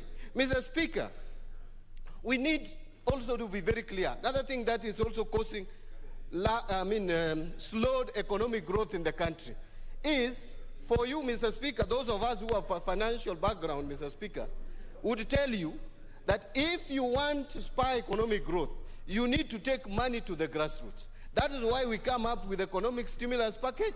That is why CDF is employing so many people at the grassroots. That is why devolution in the first place, we fought so hard to bring devolution in this country. However, Mr. Speaker, no, that bottom-up is now yours. First of all, you don't even understand the meaning of bottom-up economy. I am very sure if I challenge you to explain clearly what bottom-up economy means, you will start talking about wheelbarrows. That is not bottom-up economy. Let me, this is not, we are not in an hostel, Honorable Sankok. This is now, we are debating budget estimates. When we will discuss cancer bill, I will give you time to speak. Mr. Speaker, I wanted to say that, Mr. Speaker, we have been fighting to devolve even more resources to the grassroots to spur economic growth, because that is the only way that this country is going to realize meaningful development and meaningful economic growth. However, Mr. Speaker, those managers who have been tasked with the responsibility of managing our funds at the grassroots level are disappointing us. They are stealing the same way the national government officials are stealing. And therefore, we devolve resources to spur economic growth, but those resources don't end up spurring economic growth, Mr. Speaker. Mr. Speaker, I want to conclude my contribution by saying that there are certain things that as a House, and Mr. Speaker, by the way, yesterday I was in some program, and one of the leading economists in this country actually was saying that Kenyans will slap us. The same way you saw one of the presidents of a friendly country was slapped, that Kenyans will end up caning us. But Mr. Speaker, also it is easier said than done. You know, when you are not in the field playing, you may think that if you are put there, you would do much better work. But when you get into the field, it becomes a totally different ballgame. So, Mr. Speaker, but as people's representatives, as members of parliament, we have, and more particularly members of National Assembly, the people of Kenya, through the 2010 Constitution, saw it fit to give us the power of the purse, gave us more power to control and approve the budget. I am aware that it is the executive's responsibility and duty to come up with programs and implement them, and that the budget belongs really to executive, and that we don't know which programs the government would be running. But when we are convinced that there are certain programs that don't make sense, we should not shy away from insisting and standing our ground against the executive. We need to insist, like so many committees have made some proposals, good proposals, to reallocate funds from this program to the other, and where we are not increasing the budget deficit, I don't see why the executive should just insist that we are not going to accept such good proposals in reallocating funds within the ministry, but from one program to the other. I think on that one, we need to just insist and push through, because we have the power of the purse. We are a budget-making institution. I want to thank you, Mr. Speaker, and I support the motion on the budget estimates. Honorable Ichung'wa. Thank you, Honorable Speaker. I also rise to contribute to this motion on the approval of the budget estimates and the committee's report. And let me begin, Honorable Speaker, by thanking the Committee on Budget and Appropriations. As their Chair Emeritus, Honorable Speaker, I appreciate the enormous work that members sit through during this period. Very stressing times for them, and they indeed dedicate a lot of their time from their busy schedules in the constituencies to commit to this work of the budget process. Let me, Speaker, just to begin with where the Leader of Minority has stopped, Honorable Speaker, on the role that this House plays in the budget-making process. That, Honorable Speaker, the National Treasury and the Executive must understand that the Constitution clearly gives the work of the power of the past and the work of approving the budget to this House. And indeed, it's quite clear, Honorable Speaker, from the actions of the National Treasury that they expect that this House will simply rubber stamp estimates as they come. And Honorable Speaker, members, not just members of the Budget and Appropriations Committee, even those who sit in departmental committees, expend a lot of time to engage with their MDAs to be able to come up with decisions on what to reallocate from one sector to another, Honorable Speaker, within the ceiling that was set during the budget policy statement engagement, Honorable Speaker. And therefore, Honorable Speaker, nobody in the executive should imagine that this budget process will just come and be passed in this House without a single amendment to the allocations as they have proposed. And they must therefore allow both the departmental committees and the Committee on Budget and Appropriations to make any necessary reallocations within the sector, so long as those reallocations, as I said, are within the budget policy statement.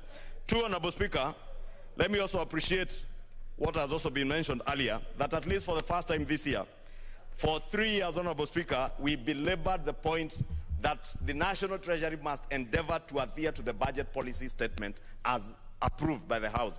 And this year, Honorable Speaker, I am happy to note that besides only a figure of 14 billion shillings, Honorable Speaker, and in relative terms, looking at 14 billion shillings against 3.2 trillion, I think they have tried largely to adhere to the budget policy statement as approved by the House.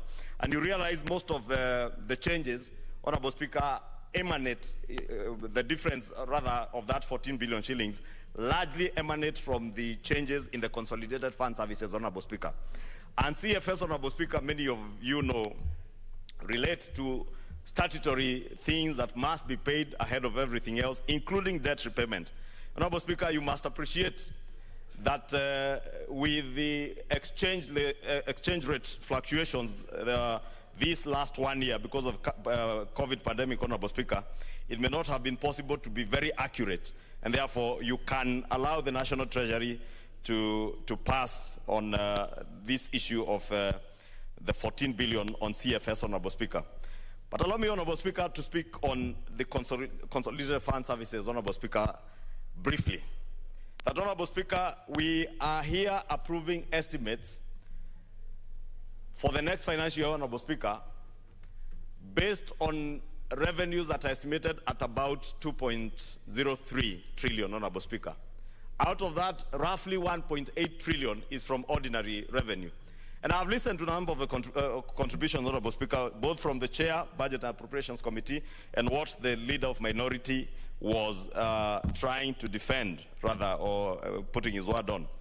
But I beg to disagree, Honorable Speaker, that if you look at the revenue estimates as they were last year, revised with the first supplementary budget at 1.594, Honorable Speaker, we are yet to get to that level of 1.594 with only about 3 weeks of revenue collection remaining this year, and maybe about 2 weeks without counting the last week of the year, the financial year.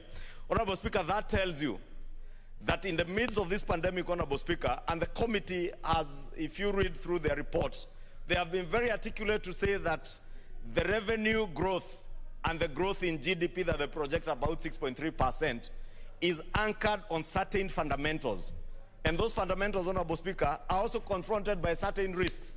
Among those fundamentals and basic assumptions that they make to base the growth of revenue projection and the growth in GDP of 6.3% is one that we have a very stable macroeconomic environment, Honorable Speaker.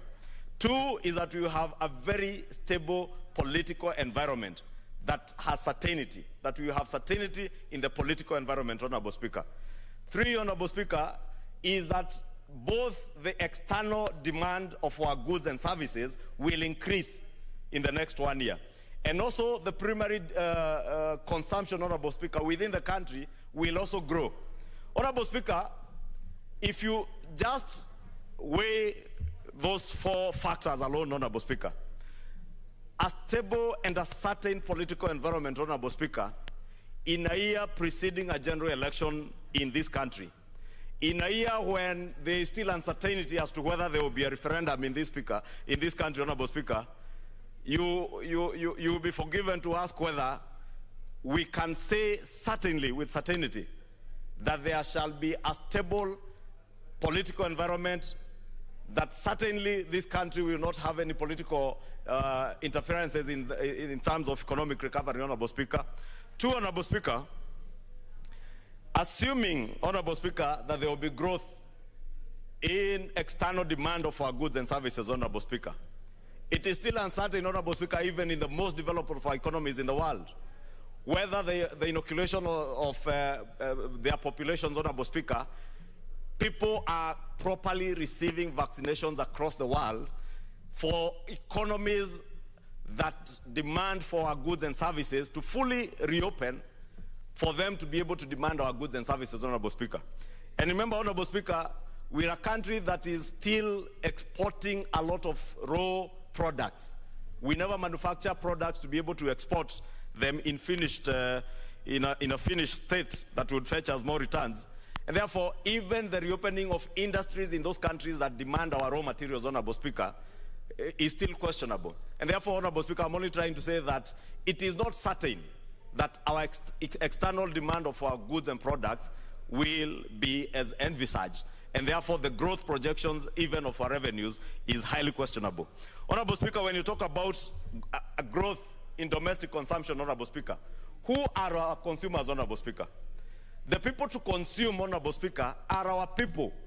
The people who today we project close to between 2 to 4 million people have lost formal employment, meaning they have no disposable income, Honorable Speaker, to be able to consume goods and services. Honorable Speaker, those who have lost their businesses, those today, Honorable Speaker, who operate bars, restaurants, and other businesses that cannot operate beyond 10 p.m. with a curfew. And even with the risk, Honorable Speaker, of a 4th wave of the COVID pandemic, how realistic are we in projecting that we'll be able to raise close to 1.8 trillion shillings in an economy that is literally on its knees? Honorable Speaker, it is on this basis that I said, Honorable Speaker, elsewhere, that last year when the estimates were tabled before this House, in my last presiding over the Budget and Appropriations Committee, I chaired a meeting where we decided as a committee we will send back those estimates back to the sender, because they were not reflective of the realities then. Honorable Speaker, I'm sorry to say that even this year, the estimates as tabled before this House, Honorable Speaker, and the estimates that we are going to approve are not reflective at all of the realities that we are confronted with as a country. Not just the revenue projections, but even our expenditure, Honorable Speaker. If you look at the expenditure side of the estimates you are approving, on the basis of ordinary revenue of 1.8 trillion from our taxes, Honorable Speaker, and total revenues of 2 trillion shillings, 2.03, we are projecting that CFS alone, money that will go to repaying debt, pensions and other statutory payments, are 1.33 trillion. 660 billion is what is going into development expenditure, meaning, Honorable Speaker, that a further 1.25 trillion shillings of recurrent expenditure must come from money that is borrowed, Honorable Speaker. If we are borrowing to finance our recurrent expenditure, Honorable Speaker, we are digging a very deep hole for this country. If I were to be asked, Honorable Speaker, today, these estimates would have been sent back to sender to at least reflect the reality on the ground. Appreciate that there are things we may not be able to do, Honorable Speaker. We must ask ourselves, even when we are debating on whether the courts will clear for a referendum, will we have another 14 billion shillings that is not even provided for in these estimates, Honorable Speaker, to cater for that referendum? What will be the risk that will come with such a referendum in the run-up to another election only in about 9 to 12 months, Honorable Speaker? Therefore, Honorable Speaker, I just want to say, express my reservation. Member for Mavoko. Thank you, Mr. Speaker. Mr. Speaker, I stand to support the Budgets and Appropriation Committee on this budget estimate. Mr. Speaker, yes, I also want to thank my committee members for standing in this exercise.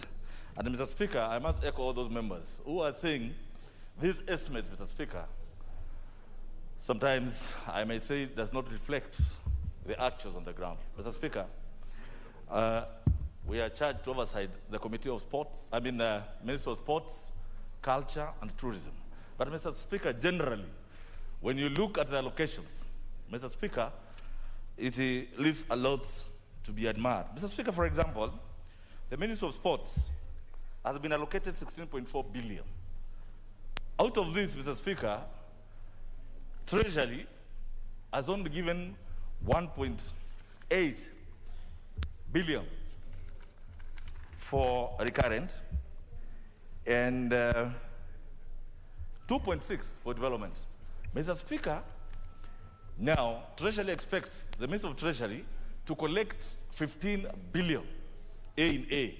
And Mr. Speaker, when you look at how the COVID has affected, there are no sporting activities, there is nothing, there's no way the fund can raise this money. So in the actual fact, Mr. Speaker, what they are telling the Minister of Sports is that go out there, get 15 billion, do development, pay salaries with money in the air. Mr. Speaker, I think I agree with members who say that Treasury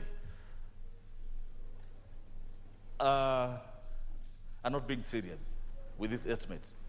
Mr. Speaker, in our findings, you find there is so much pending bills. I also agree with members who say these pending bills, Mr. Speaker, are a harbor of corruption. For example, Mr. Speaker, you remember when we had the Chan competitions. Mr. Speaker, we are told the Kenya government incurred 130 million. Now, there is a company going by the name of Soft Services.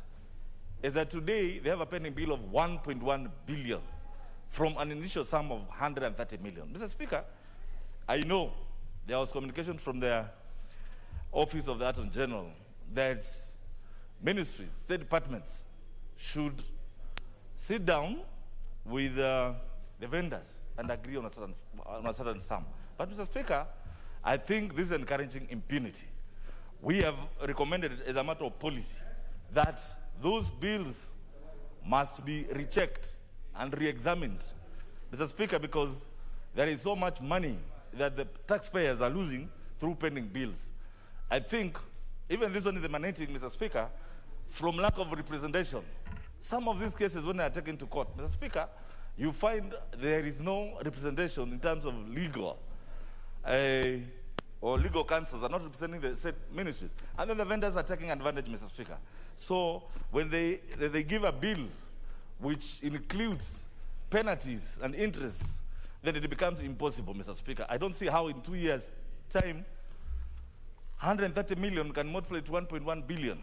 And again, Mr. Speaker, I think if we want to be realistic, sporting activity in this country means a lot. If we have to be serious with our youth, Mr. Speaker, we must develop the stadium as was promised and how it's supposed to be. Mr. Speaker, when you look at the 7 regional stadiums that were set out, after this committee went out, Mr. Speaker, most of those regional stadia are either 70%, 20%, 40%, and that's why as a committee we have recommended that the National Youth Service should be engaged. We have also advised that the ministry calls the contractors so that you can have a meeting point instead of chasing them away. And Mr. Speaker, again, it has become a trend that once you discontinue or there's a breach of contract, the contractor always runs to court and they are awarded, while the state departments are not represented. Then now it has become a vicious circle. Mr. Speaker, from a principal sum of 100 million, you are given an invoice of 1.1 billion. So, Mr. Speaker, we are recommending to the ministry and even to Treasury that, and I have seen the Budget and Appropriation Committee have introduced pending bills some amount. I think, Mr. Speaker, there must be some finality in this if we want to realize value for money. So, Mr. Speaker, I would want to agree or read out some of those recommendations that we feel, if Treasury can be realistic with these estimates, Mr. Speaker, it's only then that these state departments can meet their obligations. Mr. Speaker, we are also charged with the State Department for Culture and Heritage. Now, Mr. Speaker, that is one of the most underfunded state departments. Because, Mr. Speaker, for example, the State Department has been allocated, sorry,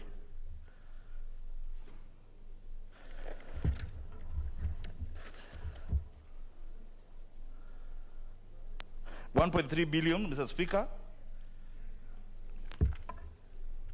And out of that, Mr. Speaker, that's what they expected. The Treasury has allocated the State Department for Culture and Heritage have been allocated 2.8 billion. This comprises Kenya shillings 2.7 billion for recurrent and 54 million for development. However, Mr. Speaker, the State Department requires 7.2 billion, which translates to a recurrent of 4.62 billion and a development for 2.8 billion. So, Mr. Speaker, when you look at this budget, when Treasury proposed to allocate 2.7 million and only 4.8 million, Mr. Speaker, it does not make sense. So, as a committee, Mr. Speaker, we feel that this State Department has been underfunded. And Mr. Speaker, you know, our heritage, culture, and everything, where we pride in, our museums are in poor state. Mr. Speaker, if you go to National Archives, the last time it was paid is about 20 years ago. The tables, even the staff, Mr. Speaker, if you go to the National Archives of Kisumu, there are only 2 staff. That's a manager, the messenger, while according to their statistics and logistics, they're supposed to have a workforce of about 35 staff members. So, Mr. Speaker, we are requesting Treasury also to fund these state departments so that they can hire more staff, Mr. Speaker. Because going by this, it means this department, Mr. Speaker, and that carries the heritage of this country, Mr. Speaker, is coming to an end. Similarly, Mr. Speaker, when you look at the State Department for Tourism, Mr. Speaker, again, the same story. 6.8 billion, 6.9 billion. That translates to 3.3 billion for recurrent and 1.3 billion for development.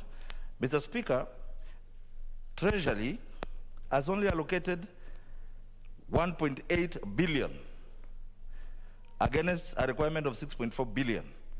Yet, Mr. Speaker, Treasury expects the Ministry of Tourism to raise 4 billion in A. Mr. Speaker, that is not possible given the COVID situation, and even globally, tourism is not doing well. So, Mr. Speaker, we are saying let these estimates be realistic. Otherwise, as a country, we are going to lose. And Mr. Speaker, when you look at this failure to fund these state departments, you see colleges like Ronald Gala in Mombasa, which initially was supposed to be about 3 years ago, 4 years ago. It is still 60% complete. Yet, the pending bills which are there, I'm told the original bill was 330 million. Now, the contractors expect to be paid 1.5 billion. Why? Because of penalties and interest that accrue due to failure of payment. So, Mr. Speaker, I think it's high time that Treasury became serious in its estimates. And, Mr. Speaker, I hope this House should take the rightful position in budget-making process. Because from where we sit, Mr. Speaker, I think there is some injecting by Treasury to hide deficits. Because, Mr. Speaker, if I'm speaking for the two ministers that are oversight, you don't expect them to collect monies in these difficult times. Those few remarks, Mr. Speaker, I support. Garissa Township. Thank you, Mr. Speaker, for giving me this opportunity to have my say on the budget estimates report from the Budget and Appropriation Committee. Mr. Speaker, I want to be very honest and very truthful. And one of the former presidents of the US one time, Jefferson, said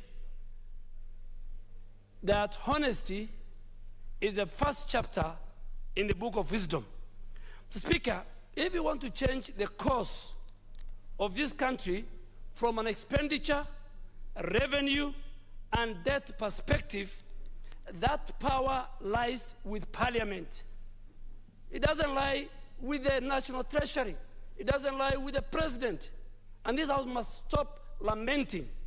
Mr. Speaker, the new Public Finance Management Act, in its architecture, gives the National Assembly that power. Article 221, sub-article 4, Mr. Speaker, says, before the National Assembly considers the estimates of revenue and expenditure, a committee of the Assembly shall discuss and review the estimate and make recommendation. That is where we are today, Mr. Speaker. Mr. Speaker, let's face the facts. Because as leaders, we will be counted. We will be remembered for putting this country into the worst debt crisis. Mr. Speaker, there's no way we are going to implement the 2021-2022 budget without raising the debt ceiling to 9 trillion. And I want this House to listen to me, or more. Speaker, as we speak here, this House has raised the ceiling to 9 trillion. As we sit here, outstanding public debt as of June 2021 is 8.6 trillion. As we sit here today. Then you add, there are a lot of undisbursed loans since August last year to the tune of 1.3 that government has committed and paid commitment fees waiting for disbursement, which is also part of our debt, which is 1.3 trillion. When you do that, we are at 10 trillion, 10.03 trillion by the end of June this year, surpassing the 9 trillion debt ceiling this House. What does that mean? If you add the 952 billion that this report is asking to finance the deficit, then we are talking about 11 trillion debt. That is the reality of the day. And Mr. Speaker, let me go on record so that when I go, those people who go to TV, when they ask, they don't misquote, they don't say, they don't lie.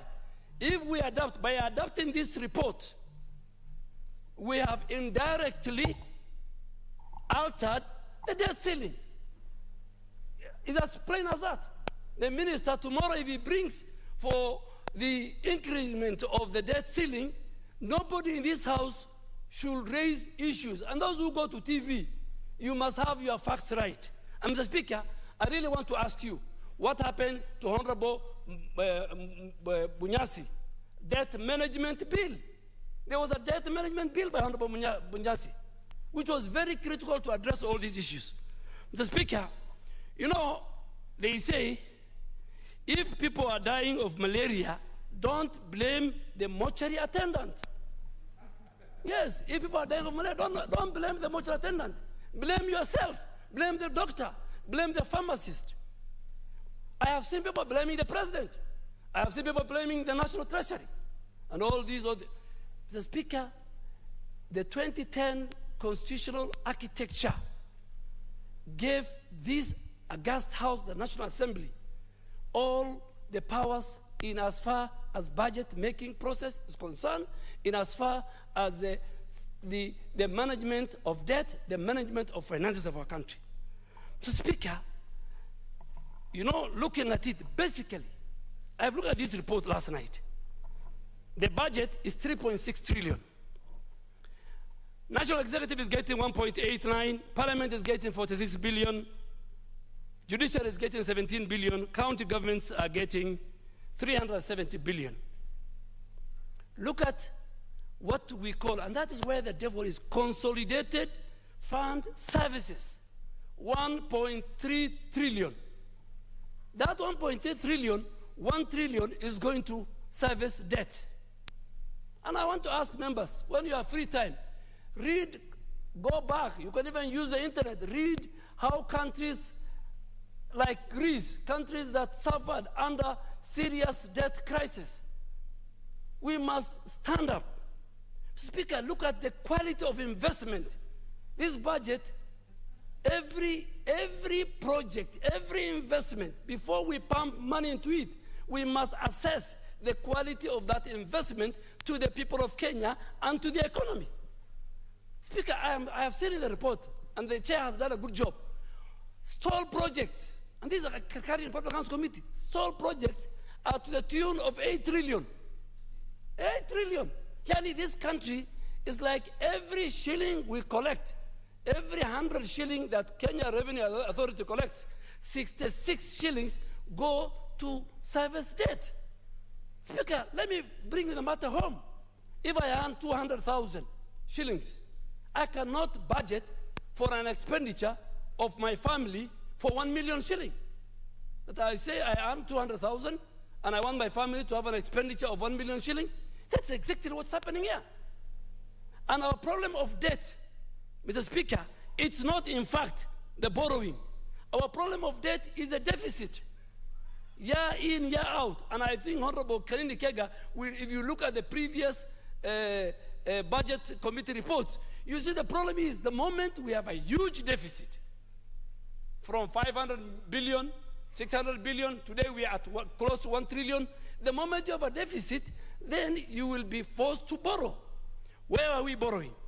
According to this report, the domestic market or the domestic debt is at, from the 952, the domestic debt is 661 billion. And from the foreign debt, they will borrow 291. When you borrow locally, what do you do to the economy? What do you do to Kenyan businessmen and Kenyan companies? Government competes. Government then will compete with the private sector. And when the banks have a choice between a Kenyan business that wants to provide collateral against a government treasury bills, then banks will either raise the conditions and the interest rate for Kenyans to borrow against the government borrowing. So, Mr. Speaker, this again affects the growth of the private sector. Mr. Speaker, I have talked about this issue of debt. And I want to tell people and say it, that our problem in budget-making process and from the National Treasury is the discrepancy between revenue raised and the spending plans. They must tally. They must be consistent. They must agree to each other. You cannot have, when you cannot tell KRA under this COVID situation, and the Speaker of this House, the Budget Committee and the Finance Committee must do a deliberate action to finance and to increase the budgetary allocation to Kenya Revenue Authority. You can't deny KRA extra resources to employ more staff, to employ more systems, to collect more, and then you want them to collect outside what has been what they have been told to collect. So, Mr. Speaker, when there's a discrepancy between the revenue we raise and our expenditure, our spending plans, what happens? What does it drive to? It drives not only to a serious fiscal deficit, but at the same time, it will increase the stockpile of our public debt. Mr. Speaker, from this budget, the daily borrowing of government will be 2.6 billion. 66 shillings of every 100 shilling collected in revenue will service. Mr. Speaker, let me finish with this, and whether people like it or not, Kenya is technically in a debt fix, and government plays down. They don't want to tell us the debt exposure of our country. You know, it's good the government tells us we are in a serious debt, but people want to cheat. They want to cheat their ego. So I would say government is playing down, but Kenya is technically in a debt fix. Let us pass it, but those are things, and when the debt ceiling, the minister comes, we should agree with him. Member for Teso North as Chair of Administration. Thank you very much, Mr. Speaker.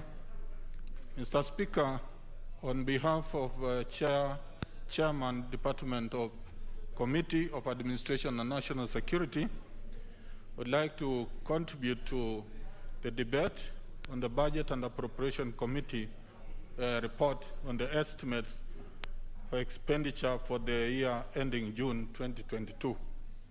Mr. Speaker, the estimates come against the background of not only COVID, but an increase in terms of an increase in crime rate in the country. And Mr. Speaker, I want to thank the Chairman of the Budget and Appropriation Committee and the committee for the work, and especially for the good report.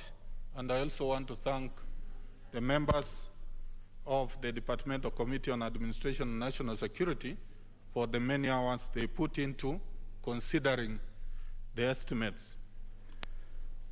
Mr. Speaker, I'm happy to note that significant resources were proposed towards the budget in the Department of Interior and other departments within which we oversee as a committee.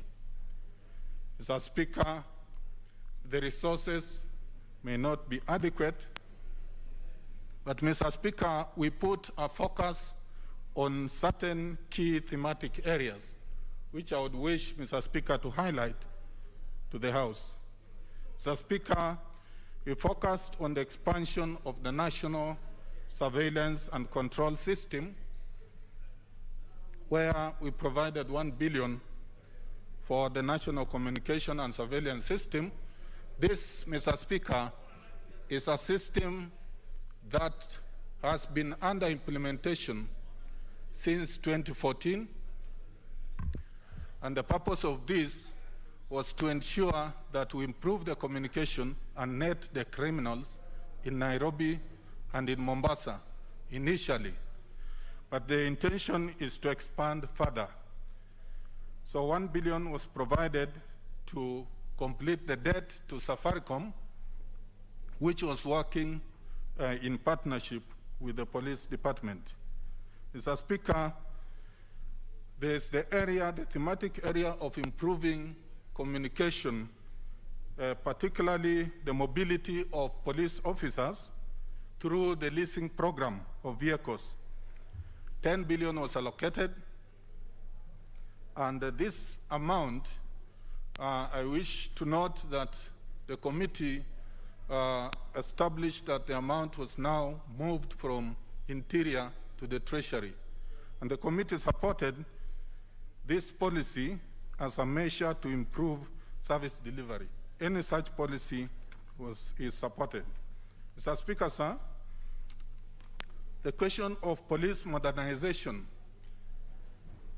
1 billion was proposed for the purpose of police modernization, enhancing the efficient and effective service delivery by police officers. Mr. Speaker, sir, I will note that to have a policeman who is effective and indeed efficient. There are three key things that have to be looked into, and I think these are the considerations we had. One, the police officer must be trained well and have the skills required to undertake the functions. He must be equipped well. And Mr. Speaker, we must look at the welfare of police officers. So one of the areas that we are looking at is dealing with the crime, like the issue of terrorism, which was on the rise. It is on the rise, and the terrorists have become more complicated. They have become more sophisticated, and therefore they need to have equipment, such as even drones, the use of drones in operation areas where these terrorists and officers operate at a risky area to deal with them. So that element was highlighted by the committee as key. And Mr. Speaker, there's the issue of equipping the forensic laboratory, which was proposed 335 million. And this, Mr. Speaker, is meant to enhance the capability of our Directorate of Investigation to be able to unearth some serious crimes or even complex other areas in terms of the laboratory they use, the forensic laboratory. Mr. Speaker, you'll note that lately, for example, we had a case recently which is trending where a criminal was shot some 3 weeks ago, for example, in Teso North. This criminal, after 3 weeks, reappeared. He reappeared, and it has been trending in the social media. Now, this kind of situation requires proper identification through the forensic lab. And this particular item is meant to ensure that the lab that has already been built at the DCI is properly equipped to identify the real criminal, whether it's the one who was killed or the one who has reappeared. Mr. Speaker, to sustain the police welfare, I'm happy to note that the budget has catered for medical group insurance for police officers and prisons officers at 3.4 billion and 2.3 billion respectively. Mr. Speaker, national security, as you know, is an enabler. And because it's an enabler, it is meant to support all other sectors, because without a stable security, then we have a problem. Other sectors can't operate. Mr. Speaker, the committee also looked at other areas which were of need that needed to be enhanced because of the importance of those areas and functions. Police face challenges in performing their duties, and the issue of welfare of police is key. You would note, Mr. Speaker, that there have been increasing reports of police officers, some of them shooting themselves, some of them in situations where they have, where they work, they end up not having psychosocial support, which is required to enable them to be counseled and be able to get back to the normal life. Mr. Speaker, it was proposed 40 million be provided to the National Police Service Commission to enable it start the process of establishing counseling centers at regional centers, particularly in Mombasa and other regional areas. So this will go alongside giving psychosocial support to officers who are affected in the course of their line of duty. Mr. Speaker, the other area that I wish to note the committee considered was the area of the drug menace. Since the drug menace, particularly in the coastal region, has been very high, And that, Mr. Speaker, some time back, His Excellency the President directed the Miritini National Youth Service Center to be opened and rehabilitated so that the youth that are affected by the drug menace can actually be rehabilitated and brought to normal life. Mr. Speaker, the committee recommended that 50 million shillings be provided to have this center operational. Mr. Speaker, to enhance the fight on corruption, about 150 million was provided so that the departments concerned can really focus, especially the DCI. And Mr. Speaker, there is the program of the Public Service Commission on internship, recruitment of interns. As you would note, Mr. Speaker, in 2019-2020, this program started, and this House provided funds that have been able to take over 6,000 for internship programs. These youths, through this program, were able to go through and get skills and experience necessary so that when opportunities occur in the public service, they are able to be placed. And therefore, this is a very important program. During the last budgets, no funds were provided for the administration of this program, and the committee considered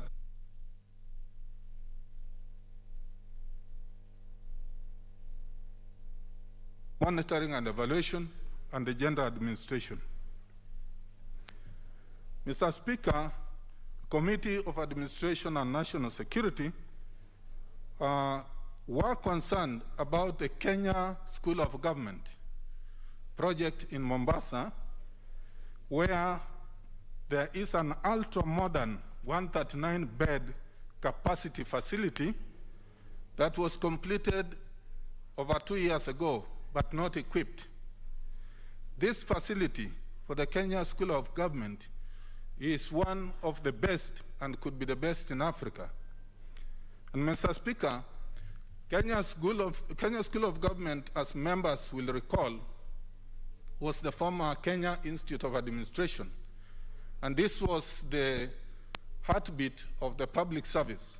Most senior officers, especially in administration and other departments, went through there. And Mr. Speaker, today we have a low capacity of training of these officers because of the resources or the infrastructure.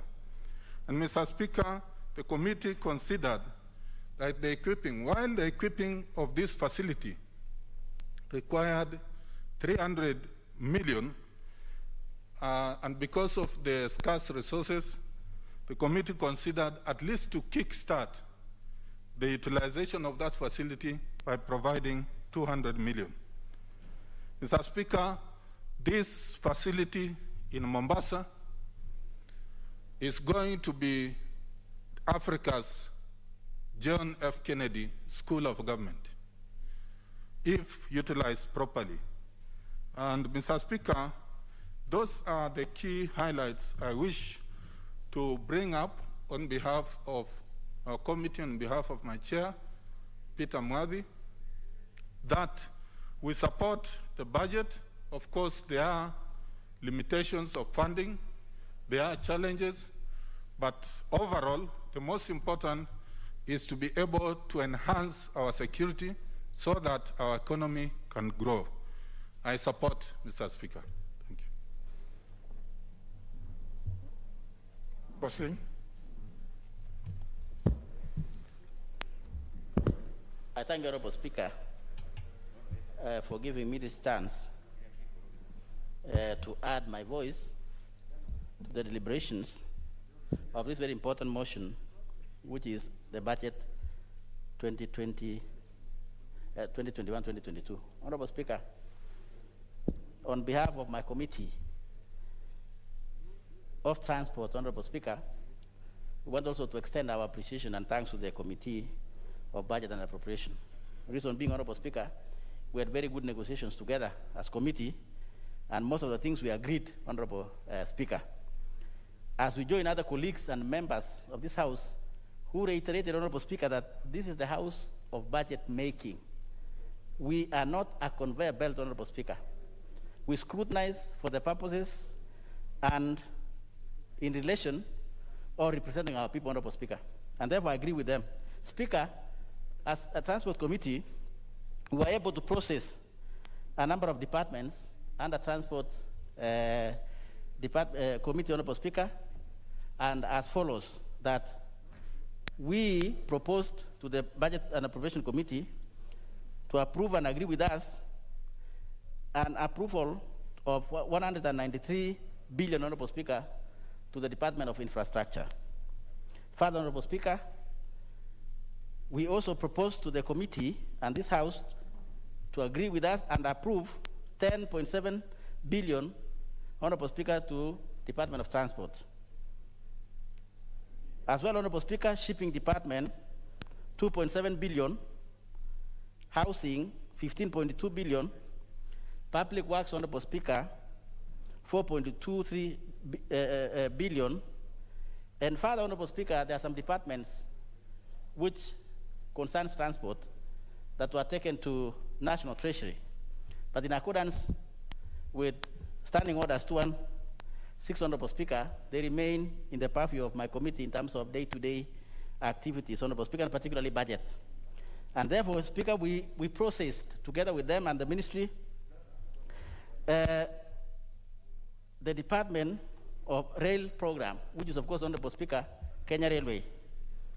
And we are proposing to Budget Committee and this House to approve for them 34 billion, Honorable Speaker. Further, Marine Transport, which is KPA, we are proposing that, Speaker, this House agrees with us to approve 23 billion to them. And finally, NTSA, which was taken to Department of Security, Honorable Speaker. But in terms of functions, in accordance with Standing Order 216, they are with us, Honorable Madam Speaker, and therefore we are proposing that this House agrees with us that we approve 2.725 billion, Honorable Speaker, for the said department, for the functions, Honorable Speaker, which are, of course, detailed in the Budget and Appropriation Report and also in our report. Honorable Speaker, I want to raise critical issues that emanated in the debates in the entire budget-making process, Speaker, from the time when we were deliberating on budget policy statement. And I want this House, Honorable Speaker, to understand this. And by experience, Honorable Speaker, where the rubber touches the road, or the wearer of the shoes knows where it pinches, it is this House and it is in roads, Honorable Speaker. Everybody, if I were to begin with, every parliamentarian in this House, Honorable Speaker, wants a road for his people and even for himself, Honorable Speaker. It is roads that touches every Kenyan in this country, Madam Speaker. Yes, there's been an argument that it is this department or ministry that gets a lot of the budget, but if you look at it, Honorable Speaker, everybody wants a road. Even when I walk, Honorable Speaker, Madam Speaker, even when I go for tea, even in this House, you'll see Honorable Member is saying, Honorable Chairman, there's a road here, Honorable Chairman, a contractor is moving, Honorable Chairman, there's a stalled road. In fact, I think roads account to the biggest stall project in this country, Madam Speaker. And yet it is the most needy, it's needed.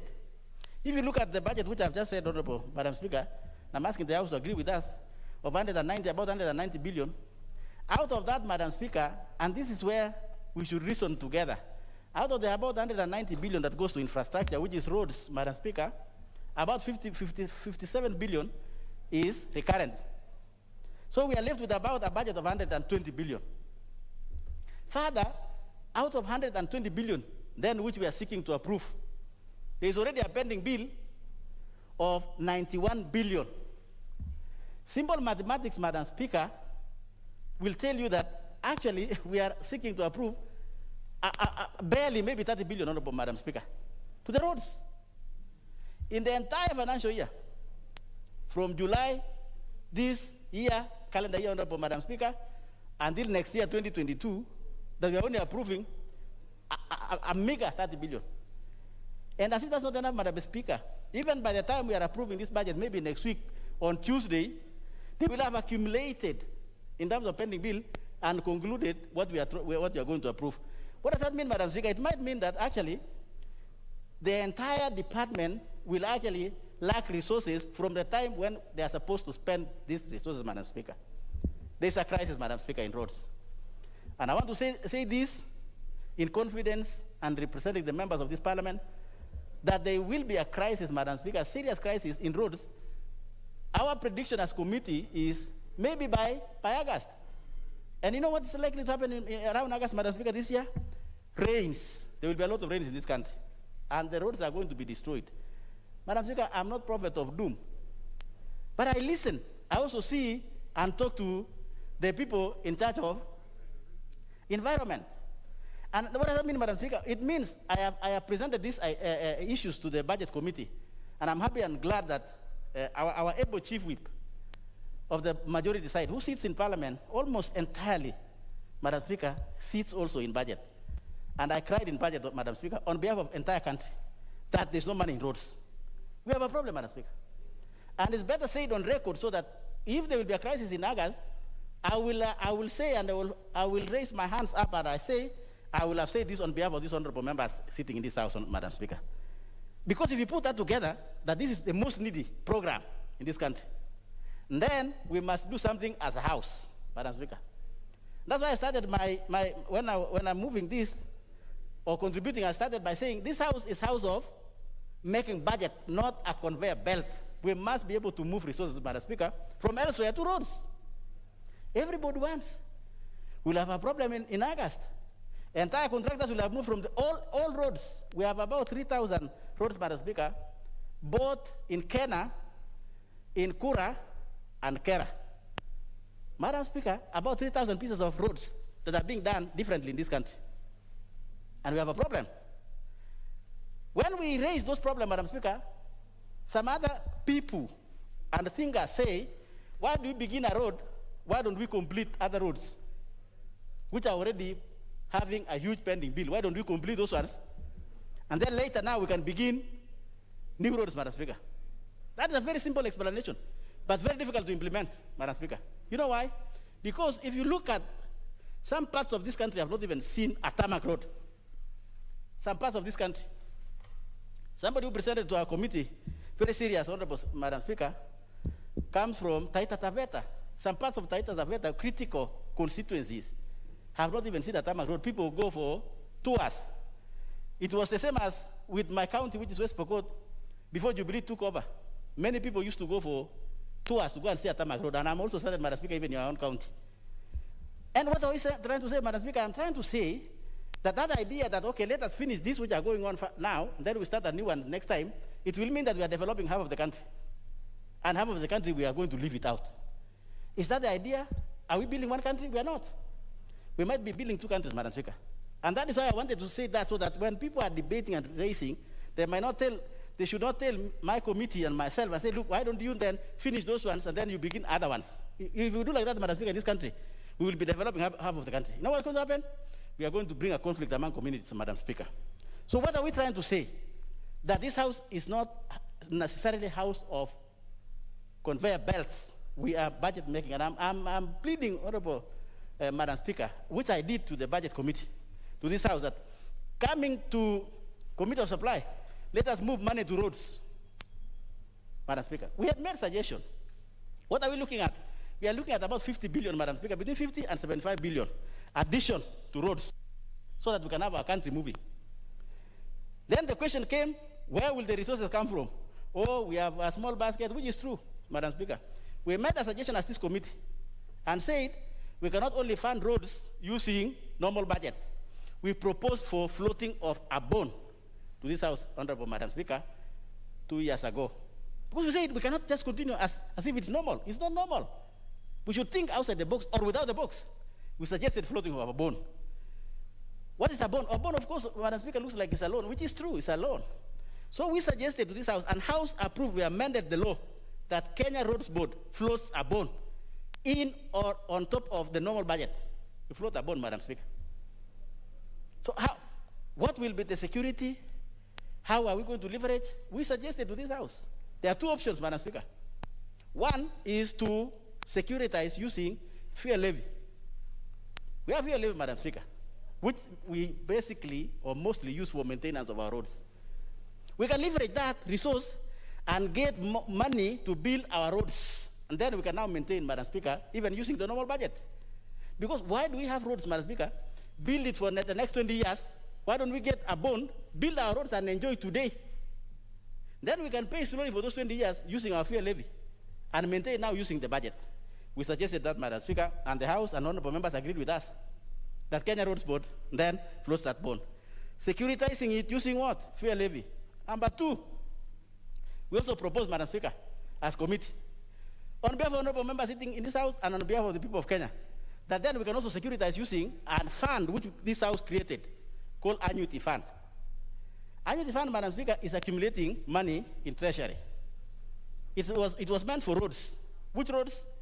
PPP roads. Private, public-private roads. We calculated as a committee, Honorable Speaker, on behalf of the House, and we found out that that program was most expensive program almost in the world in terms of delivering roads. How much? We found out, Honorable Madam Speaker, that using that program, which is annuity, or using annuity to fund PPP, will cost a road 240 million a kilometer using annuity. The normal conventional way is like this, Madam Speaker. The low volume roads is 50 million per kilometer. The conventional, the standard roads like Kura roads is about 80 million, Madam Speaker, per kilometer. Kenya roads, which are now the big roads, the Kenya roads, the trunk roads, about 120 to 150, 120, between 120 and 130 million per kilometer, Madam Speaker. The annuity one is 240. Why? Because private sector puts his money without government money and comes later to ask government to pay. So where does he get the money? He goes for loan. And when you're doing the loan, there is interest and so on. And therefore, the people of Kenya, through PPP and annuity, are asked to pay for loan and interest of private sector. That program, Honorable Madam Speaker, is unsustainable, Madam Speaker. We have made it very clear as a committee to this House and approved by Budget Appropriation Committee. Madam Speaker, we must think out of the box because there's a problem in roads. We suggested that to the Budget Appropriation Committee. The minister is coming here, possibly, Honorable Speaker, as it was communicated by the Speaker. We are hoping, Madam Speaker, he must address the issue of roads. We have a problem, Madam Speaker, in roads. In fact, if there's one thing that we require to be done, it is roads. If we do roads, it will spur economy. Everybody will go to his house, children will go to school, and we'll have a good country, Madam Speaker. At least as a committee, we have given an option where we can exit and get more money. And therefore, Budget and Appropriation Committee and Treasury must get us a minimum of 75 billion this financial year, Madam Speaker, so that we can manage to build our roads and the Kenyans access their homes and their social institutions, Madam Speaker. Without which, we'll have a crisis. I want to say, as I conclude, Madam Speaker, if we don't do and think out of the box, we will have a crisis of roads, impassable roads between August and September. And honorable members, you know we are almost going for election. If we have an impassable roads, then all of us shall go home. Please get us the money, honorable members, so that we don't go home. You can go home, but go home differently, not through roads, Madam Speaker. You can go through other things. Maybe you go through other things, but not roads, Madam Speaker. I want to plead with the honorable members, and with those few remarks, honorable Madam Speaker, I support the motion. Very well, very well. Members, let me have the chairperson, Environment, Departmental Committee on Environment, the Honorable Kareke Buki.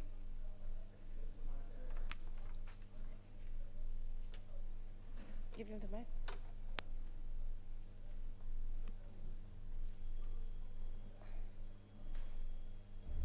Thank you. Thanks so much, Madam Speaker. Madam Speaker, on the very onset, I want to take this opportunity to thank you for giving me this opportunity, and to thank the Committee of Environment and Natural Resources for creating time to interrogate this 2021-2022 budget estimate. At the same time, Madam Speaker, allow me to thank the Budget and Appropriation Committee, headed by the Honorable Kanin Kega and the entire team, for giving us an audience so that we can be able to prosecute the various committees, budget, sector budget, through the committee. Madam Chair, Madam Speaker, before I proceed, Madam Speaker, allow me to note the following. Madam Speaker, this House does not legislate in vain. Because, Madam Speaker, the reason why I'm saying this, because a while back, around the month of April, thereabout, this House was seized with the Supplementary Budget 1, which the Committee of Environment and Natural Resources, through collaborations or consultation with the Ministry of Water, Sanitation and Irrigation, and the other sector ministries, interrogated the supplementary budget. We presented the same to the Budget and Appropriation Committee, which adopted the same, and the same report, Madam Speaker, was adopted by this House. But, Madam Speaker, it's very unfortunate, because despite this House adopting the report of the Budget and Appropriation Committee in Supplementary 1, the same were not affected by the National Treasury. Also, the National Treasury affected the original ceilings which they presented in this House, not what was adopted by this House, Madam Speaker. So, Madam Speaker, I brought up this issue with the Budget Committee. They had an engagement with the National Treasury, and they agreed that they are going to, in the Supplementary 2, which are jumping table today, the same will be rectified, because they were saying there were some technical issues in the Committee of the Supply, or in the Appropriation Act, which was enacted by this House, Madam Speaker. So, Madam Speaker, I'm optimistic that through the Supplementary 2, the same is considered. Madam Speaker, coming to the 2021 budget estimate, Madam Speaker, for the Ministry of Environment and Natural Resources, Madam Speaker, the committee recommended the approval without amendments, and the same for the State Department of Wildlife and the State Department of Wildlife, and likewise for the Department of Mining. However, Madam Speaker, for the Ministry of Water and Sanitation, the committee recommended approval with quite a number of amendments. Madam Speaker, allow me to highlight some of the challenges which the sector has actually been facing. And one of the challenges, Madam Speaker, which the sector has been facing, especially the Ministry of Water, Sanitation and Irrigation, it is to do with the pending bills, Madam Speaker. The committee observed that the ministry currently has a sort of pending bill of more than 7.1 billion, most of which are historical pending bills, mainly due to unlimited statutory deduction as a result of exchequer and the issues in the previous year. Madam Speaker, during the financial year of 2019-2020, the ministry did not receive the final quota, which, Madam Speaker, was rolled over as pending bills in the current financial year. Madam Speaker, as we sit here, and even having listened to quite a number of members when it comes to the CNDF remittances by the National Treasury, the sector, Madam Speaker, has received less than half of the appropriated exchequer. And we are coming toward the tail end, Madam Speaker.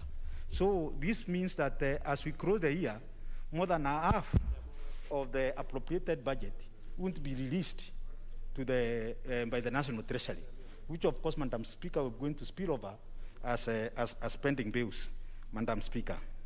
So, Madam Speaker, mine is to really plead the National Treasury for the remaining days, because some of this money have already been expended, to ensure that there is a release of the exchequer. Madam Speaker, the other issue is abrupt changes in the approved allocation for various projects in the middle of the financial year through supplementary budget are always a catalyst for the accumulation of the pending bills. The committee proposed that the government should provide funding to settle these pending bills and also carve accumulation of pending bills in future by limiting mid-year changes in the budget and other addendums, Madam Speaker. Because, Madam Speaker, as we are seated here, we have less than 20 days to go. We have just received supplementary 2, which is now coming to make changes in the approved estimate. And some of these, Madam Speaker, of course, there may be reductions and maybe some additions. Madam Speaker, when it comes to the Minister of Water and Sanitation and Irrigation, the committee proposed to do some reallocation. And this reallocation, Madam Speaker, the committee observed that there are quite a number of existing strategic irrigation and water harvesting facilities in almost all counties that have been silted up and breached by flood waters, thus leaving the neighboring communities vulnerable and without access to water for farming and domestic use. These facilities were supposed to attenuate flood levels, also have left communities exposed to ranging runoff waters, risking their lives and livelihood. On the other hand, Madam Speaker, the committee observed there are quite a number of projects under the ministry whose progress in implementation have been slow and had low absorption rate for the funds they were allocated in the previous year. So that, Madam Speaker, what we did as a committee is to look at the low absorption programs and be able to allocate some of those funds in some of the programs which have high absorption and which will be able really to benefit the common man, Madam Speaker. Madam Speaker, we also noted that quite a number of this sector, Madam Speaker, water sector, it is basically every funded through the donors. And the donors, Madam Speaker, they target urban areas, especially Nairobi, Kiambu, and other urban areas, Madam Speaker, leaving the rural areas quite vulnerable, Madam Speaker. So the committee noted that most of the development project under the ministry and donor funded, and this high dependency on donor funds poses a big challenge to project implementation due to the donor preference and the conditionality. The committee observed that donors have a preference for supporting water projects in more populated regions like urban areas due to their large economic and social impact. Therefore, Madam Speaker, there were limited funding available for projects in rural areas where many of our members here represent, Madam Speaker. These greatly affect the livelihood of the residents living in such areas, and Madam Speaker, which have scarcity of water, Madam Speaker. Madam Speaker, there is therefore need to change a policy to mitigate the inadequate project implementation by allocating more GOK, checker resources, to projects in rural areas. Madam Speaker.